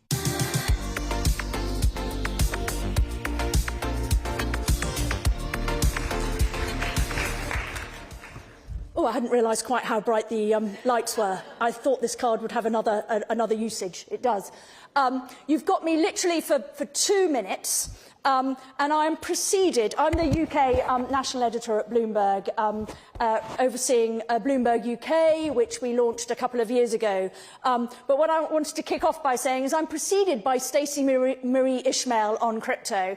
I'm succeeded by Stephanie Flanders on geopolitics. And for me, that really does, I'm going to have to use this again, sum up Bloomberg News for me, the range of expertise. And, here at Stacey Marie, based in the US, Stephanie, based here in the UK, really does for me. So I feel inadequate, squeezed in between these two wonderful women. But I better get on, because I've got my 2 minutes and I've got 3 slides, but I'll be very fast. So the first slide, as I said, I'm Bloomberg UK, launched 2.5 years ago.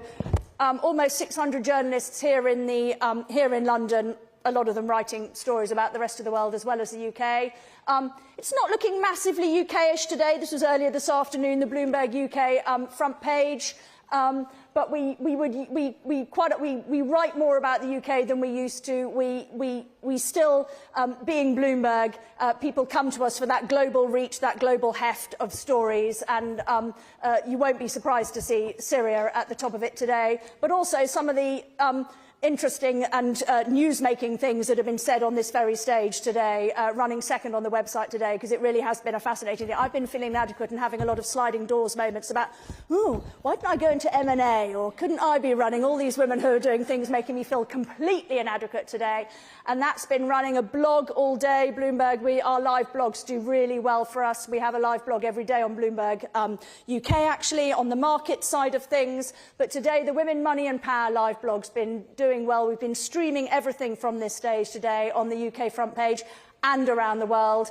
The second slide, quickly, again, just to give you a sense of some of the things that Bloomberg UK has launched in the last couple of years and that I feel do really give value to those that subscribe to Bloomberg, are our various newsletters. And John Stepek has been writing about women, money and power today in Money Distilled. And Merin Talks Money, on the other side there, who works quite closely with John, she recently launched her really enjoyable and rather opinionated Saturday newsletter, Merin Talks Money, which I really recommend. Alongside our daily, weekly newsletters, the London Rush comes out early every morning around 8 o'clock, and the readout at 5 to finish your day, which has a more sort of political tone to it.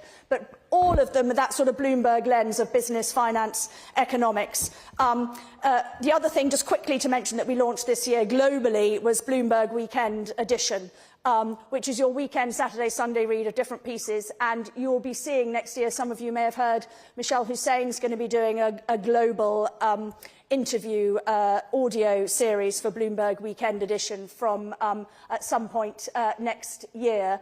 And our own Stephanie Flanders, soon to appear on this stage, and I don't want to reveal too much. Watch this space, because I think she'll be launching a new podcast covering some of the new geopolitical and economic landscape of from January the 20th next year.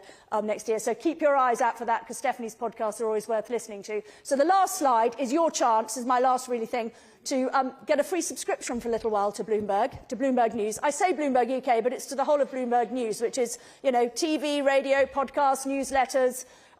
We're about as multi-platform as you can get. So if you all put up, and I've learnt by experience, I have to make you do it now, because if you say you're going to do it, you won't, well, if you're anything like me. So you actually, all you have to do is put your name in, but I need to give you a minute, so I'm just filling time here by making sure you're all putting your phones up and scanning that. And hopefully that'll give you a free 3 months. And if it doesn't, you need to find a way to complain to me. Right, and now we finished the 3 slides, and I was told I might have to fill for a little bit longer, because I think in a sort of diplomat-type TV situation, we're waiting for one of the guests. Hopefully not a real. Has anybody seen Diplomat? Yeah. It is quite good, isn't it? I slightly grumpily agreed to watch it with my husband. Anyway, I shouldn't be... Are they ready now, Jackie? OK, that's enough filling, Vic, before you start talking about telly. OK, are we ready to welcome onto the stage? Will you please welcome onto the stage now Stephanie Flanders, Zanny Minton-Beddoes and Jane Hartley. Please welcome to the stage Jane D. Hartley, United States Ambassador to the United Kingdom, and Zanny Minton-Beddoes, Editor-in-Chief of The Economist, for a conversation with Bloomberg's Stephanie Flanders. Thank you so much. We were going to get the shepherd's crook out any minute from that, but it was very valiant filling by Victoria Wakely. For those of you who did binge the entire second series of The Diplomat the weekend that it came out, we have got, as a finale for this afternoon, something of a special edition with the real-life ambassador to the Port of St James, Jane Hartley. We're delighted to have you here. And you were previously ambassador to France for President Obama, and have been throughout that time a force to be reckoned with in the Democratic Party. So thank you very much for joining us. And I'm delighted that my old friend Zanny Minton-Beddoes, the editor of The Economist, is joining us for this conversation. You're supposed to say long-standing nowadays. Long-standing, yes, a friend of long-standing. I think Netflix inexplicably has yet to see the dramatic potential of economic journalism, but surely The Economist six-part thriller is only a matter of time. Yeah. Maybe on the basis of this conversation. Ambassador, as you sort of move into, I guess, the last weeks or months of your time here, you may have noticed something about the UK, is that, and as someone said, we're the only nation that is capable of feeling schadenfreude about our own misfortune. We take a sort of delight in our terribleness and our bad weather and our diminished role in the world. So do we overdo it? Do we, we tend to think post-Brexit that we've sort of, somewhat disappearing into the sea. I think you overdo it. Yes. One thing, just on Kerry Russell, since we were talking about The Diplomat, I'll tell you a funny story. I've gotten to know Kerry and the executive producer and the screenwriter who came up with the concept of The Diplomat. But her name is Deborah Kahn. But when she first brought that to the studios, they said to her, "Oh, it's a great plot, but there'll never be a female ambassador to the UK." There you go. So anyway, I'm the second in 200 years, so it's wonderful to see lots of women in the audience. Listen, yes, I think you overdo it. You know, I've worked at the White House. I've been an ambassador to France, and I've always heard about the special relationship. But when I got here, it is real. I mean, it's real. Like within my first couple of weeks, I was in the Secretary of Defense's office looking at what we were doing together in Ukraine, looking at, you know, where troops were going in Ukraine. The level of trust, history, trust, and communication between our two countries is really like none other. I remember I was, as I said, ambassador to France, and it was a time of ISIS. It was a very difficult time. We had Charlie Hebdo, Bataclan, Nice, many other things, and we really did have to share critical information, intelligence, law enforcement had to work together in terms of catching ISIS. But France was not a Five Eyes country, and France did not have the status, once again, history, or relationships that the UK did. So we had to make some changes because it was important to get information quickly, which we did. But no other country has the same relationship as the United Kingdom. And that goes across all our institutions, particularly law enforcement, intelligence, and military, but really all. But just from what you've seen and thinking about, you know, there's plenty of challenges in the world and areas where what you might call opportunities for great diplomacy. From what you've seen of the government and the institutions of the UK, where do you see opportunities for the UK now, this government, to make a difference on the global scene, you know, even independent or as part of the relationship with the US? Where could we make a difference? Well, listen, I mean, if you take Ukraine as an example, I would say we, and I mean we, the UK and the US have led in that effort. And in some cases, frankly, the UK was leaning forward before we were. And I give the UK... That's why there are so many streets named after Boris Johnson in Ukraine. Well, you know, once again, I remember one of my first meetings with Ben Wallace.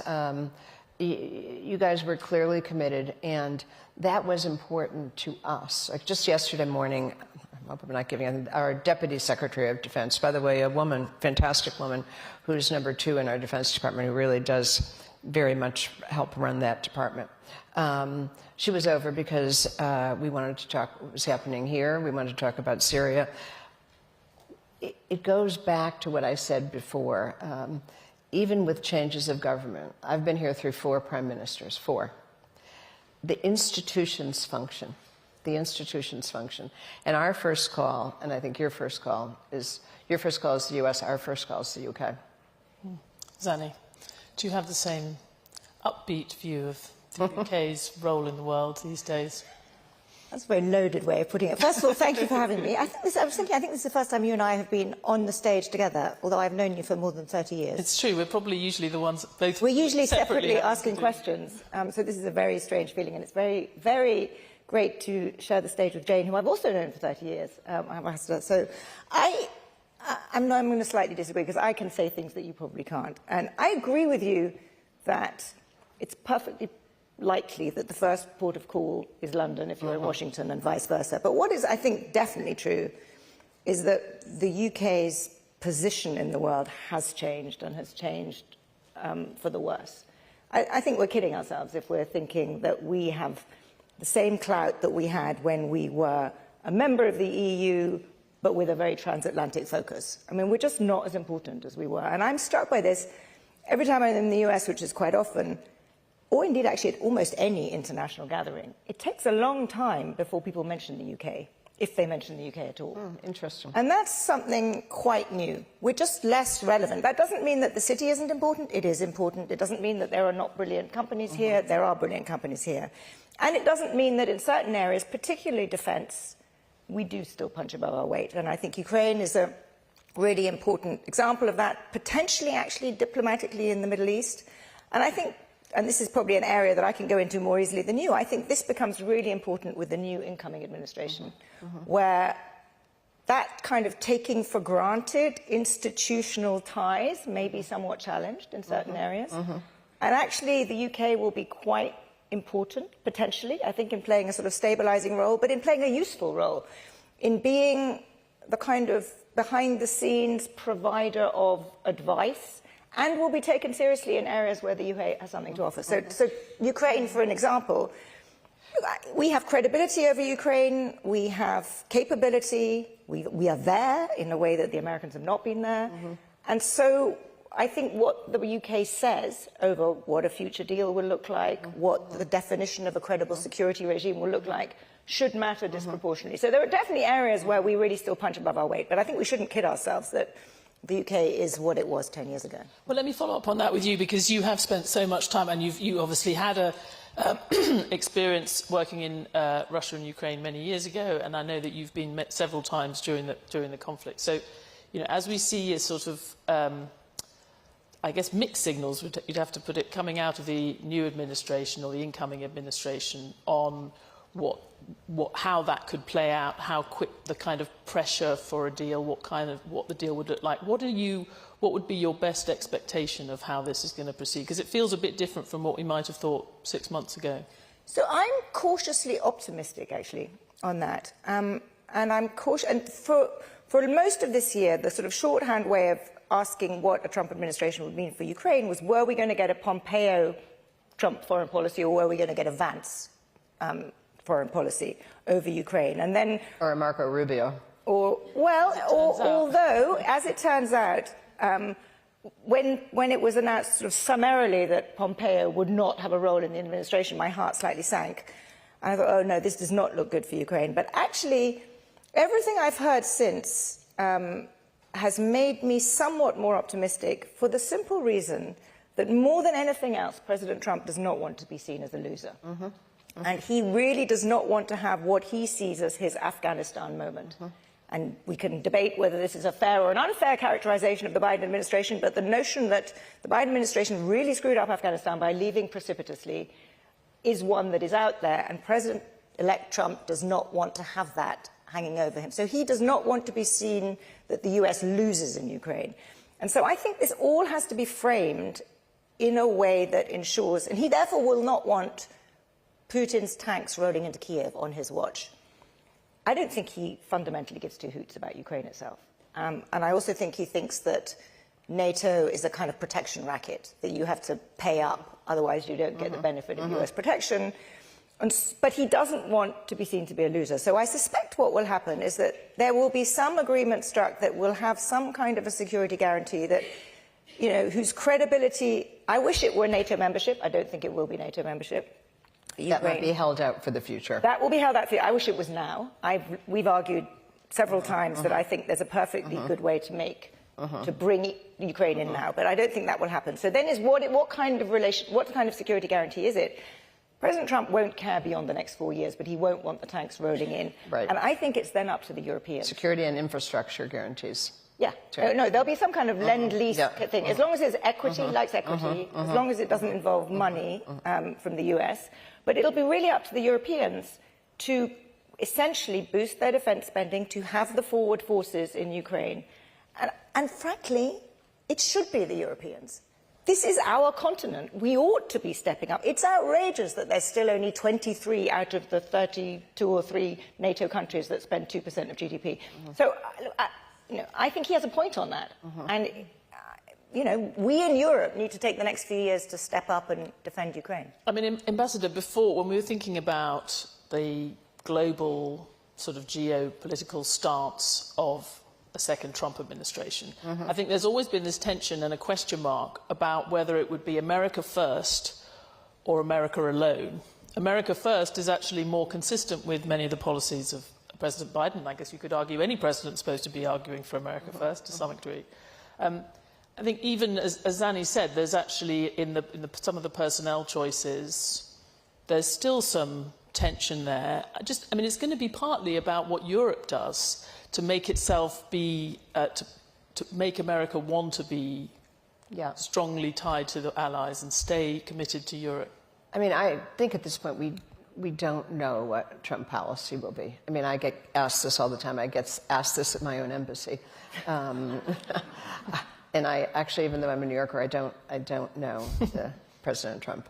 But I do think there are a few things that are consistent. One of the things Zanny just said, he's going to want a couple wins, and he's going to want those early. And given his private sector background, he's a transactional guy. So how that plays out in terms of Ukraine, I'm not exactly sure. I think in terms of Europe, he's made it pretty clear he wants Europe to pay more into NATO. I think Europe will pay more into NATO. There is some worry about some of the bigger countries in Europe, which is why I do keep coming back to the UK, and we need UK to lead because, as we know, we've seen a lot of political instability recently in France, political instability in Germany. So the UK has to play a role. But back to Trump. I also think on some of the economic stuff, if you look at, once again, I don't know him, I don't know these people, but his Secretary of Treasury, he understands, he worked for George Soros' hedge fund, he ran his own, he understands the macroeconomy, he understands it very well. Trump is going to care about what markets do and, once again, back to trying to be a success. So how certain things are curbed because of that, like tariffs, for instance, I don't know. And I actually don't really think anybody knows. But I guess one of the implications of Europe's long-standing weakness economically relative to the US and the much wider gap that's opened up in the last 10 or 20 years particularly, is that Europe doesn't have very much money to put in the pot for these things. And we also seem to be quite short of leadership in the key economies, France and Germany. So I just wonder, there had been a view that Europe would be sort of wakened out of its slumbers by a Trump re-election, but we haven't seen much of that. If anything, we've seen it sink further. Once again, in terms of Europe, I think there is a need to step up. I do worry, having served as ambassador to France. I know Emmanuel Macron. He was a very good economics minister when I was there. I was worried about not him winning the first time or the second time because he was a change agent, very, very bright man with a lot of leadership. But what do you do to your existing parties if you come up the middle? And we're now seeing those parties, establishment parties, kind of hollowed out, and the far right and the far left being much stronger. So they've got to figure out, Germany's got to figure out. I still think that there are other countries in Europe where Ukraine has woken them up. So I think there'll be more movement in Europe. So is the leadership in Europe going to come from somewhere different now? Is that one reason why we're too gloomy, or? Well, look, the EU never does anything until it's staring at a crisis, like right in the face. And so it hasn't quite got bad enough yet. In Germany, I'm actually less negative. I think France is a complete mess, and I will go further than you. I think Emmanuel Macron bears a lot of responsibility for the political mess that France is in, because, as you say, he's a change agent who then did nothing to build a centre kind of political... It's coming from you. I'm a diplomat. Yeah, I know. I'm not a diplomat. I'm a journalist. I don't care. I think it's really... I think the history books... You know that? The history books have not been... Not even the history books. The sort of second version of journalism. The Economist is not... Well, I was about to say to Merkel, Merkel now already does not look great. And I'm not sure that history is going to shine very kindly on Emmanuel Macron. We've been extremely positive about him. We were very early to sort of discover him. But I think he has failed to build a political movement behind him. Germany, in many ways, is a much bigger mess because Germany's fundamental economic model is in a mess in a way that France's actually isn't. But this next election, barring some asteroid hitting, Friedrich Merz is going to win, or a coalition led by Friedrich Merz, the CDU. He is the world's most uninspiring man, but Which is saying something after Chancellor Scholz, but anyway. He's something else you cannot... I'm glad I'm a diplomat. I can't agree or disagree. He's not inspiring, but he is tougher on Ukraine, and the mess that Germany is in is, I think, forcing both the SPD and the CDU, the two main parties, to recognise that they need to do something about Germany's single most crazy economic policy, which is its debt brake, its constitutional debt brake. And they realize if they don't do something fast, then the two parties from the far left and the far right, the Sarah Wagenknecht party and the AfD, will get enough shares in the Bundestag that they can't actually do anything about this. So I think there could be a kind of shake-up for the better in Germany. Does this mean leadership in Europe? I don't know. I'd point to two other countries. I think Giorgia Meloni has been surprisingly adept. I mean, really quite adept. I've never met her. I don't know if you have. I would like to meet her. She's been a pragmatic and strong leader in a way that I think few people expected. And the other country that I think is really more than pulling its weight, but sort of in the sense, particularly on the geostrategic area, is Poland. I agree. Poland spends whatever it is, 5% of GDP on defence. That's my point on Europe waking up. Yeah, so I think you might get some different players. But in the end, I mean, if France is a mess, it's hard to do very much. And I do worry about President Le Pen in 27. And I think that France, you need, to really move fast, you need, or effectively, you need France and Germany working together. Hopefully these others can push. But look, Europe needs to spend more on defence, but Europe needs to grow. Yeah. Fundamentally, Europe needs to grow. And Europe has missed, or is at risk, the EU here is at risk of missing the AI party completely. It will have been a world leader in regulation, which is great, but there's no AI industry of anything. You know, and I think that's a really big problem. So I'm not usually, just because you're such a diplomat, you've made me do this. The other day I was talking to some Americans about Europe, and it kind of dawned on me that basically anybody ambitious would want to go and spend their life working in the US, because that's the place that's being boomed. But Europe's a really great place to live, to retire, and to go on holiday. But not to invest. And that's not, I mean, maybe it's a sort of shabby, graceful decline, but that is sort of what we're looking at. Okay, so when I was looking for it's an opportunity for the UK if they do it right. Yes, it's a big opportunity for the UK if they do it right, particularly because of the educational institutions they have here. Well, especially if the incoming administration tightens up on visas. We're already seeing people going to Canada who might otherwise have gone to America, quite high-skilled people, because of the expectation on that. So we will see. I did want to sort of just come back to the UK briefly, because, you know, as you see Prime Minister Keir Starmer at some of these summits, you know, as he came in, you were thinking, actually, there's quite a lot riding on this government that's more about the symbolism of a centrist, more or less, you know, centre-left, kind of traditional government, not populist, no tariffs on anything. The success of this government actually stands for quite a lot of, you know, it's going to send a signal to the wider world. Do you feel that? Do you think there's a lot resting on it? Oh, yeah. I think the success of this government is very important, partly because what we talked about in terms of the other major countries in Europe. You know, listen, I think this government will be successful. But we've obviously seen a rocky first start. Now, I think one thing that's very different in our country, I've talked to Labour politicians, and I obviously know our country. You know, you have a transition that's one day. Our transition is many, many months. And the Labour Party has been out of government for 14 years. I witnessed this a little bit in the Clinton administration when Clinton first came in, where I think it was 12 years, but right around the same time. You have people that have never worked in government before. It's not that easy. There is a learning curve. People usually get it. And I do hope for success here, because especially as we talked about what we did before, which is if France is going to be a little politically unstable, Germany is going to be a little politically unstable, we really need the UK to lead.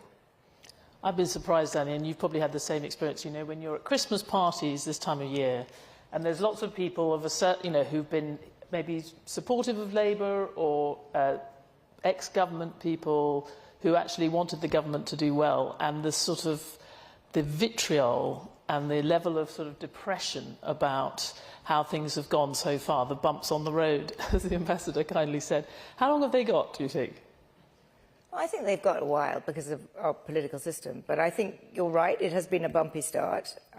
You know, there have been decisions, like, you know, I think the budget was maximum hissing for minimum plucking, to use a kind of Colbert line.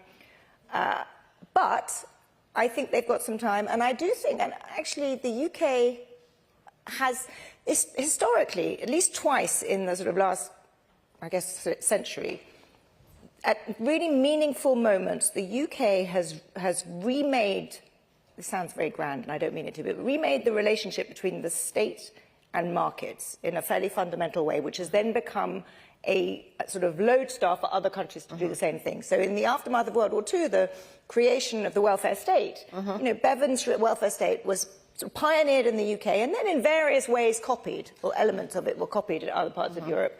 And then in the 1979, 1980s, Thatcherism, the same thing. Deregulation and liberalisation, privatisation, pioneered here, then her friend Reagan, you know, took it up, and then sort of lots and lots of other countries copied. So the UK has often been a sort of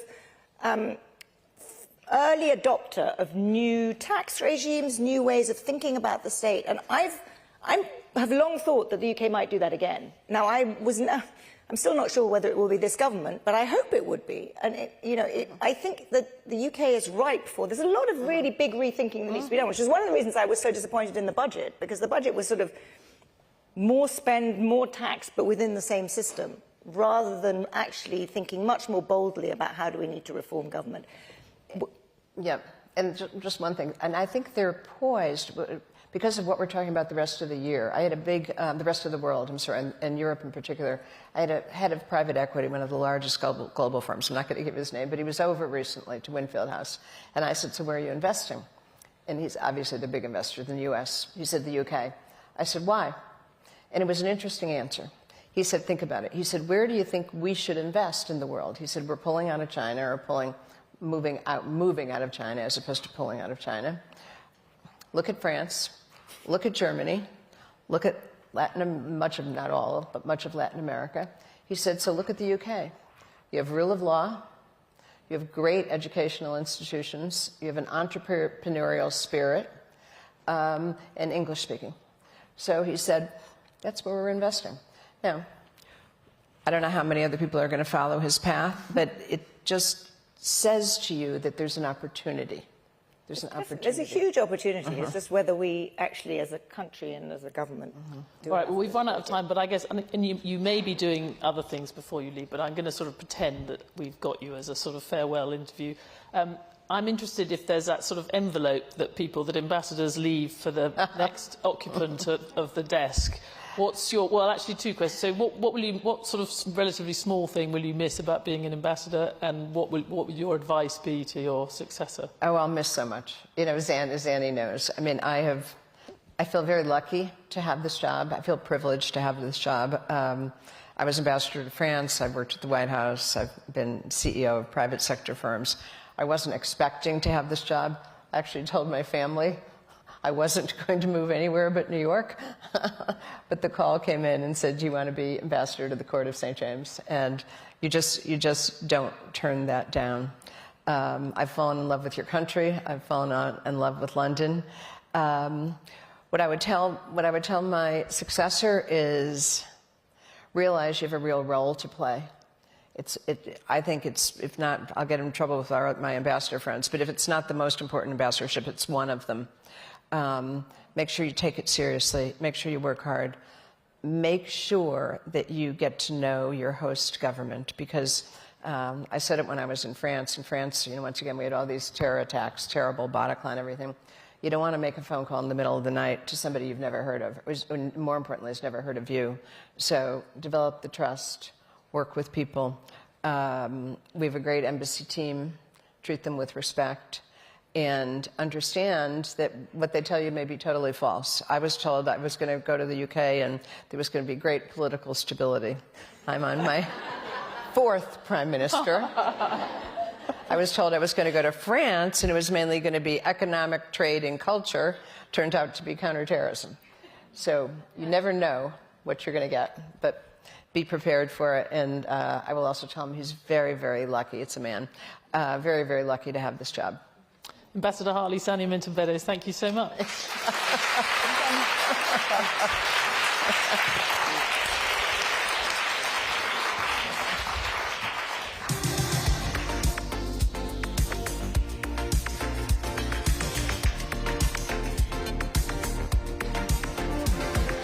Okay. We could listen to them for hours. Yeah. First, just thank you for the investment of your time with us today.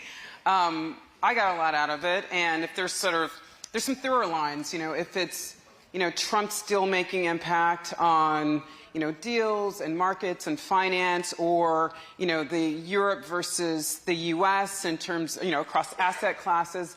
But I would just say that the one thing that I really took away was just the number of women practitioners of finance who are just here talking about their craft.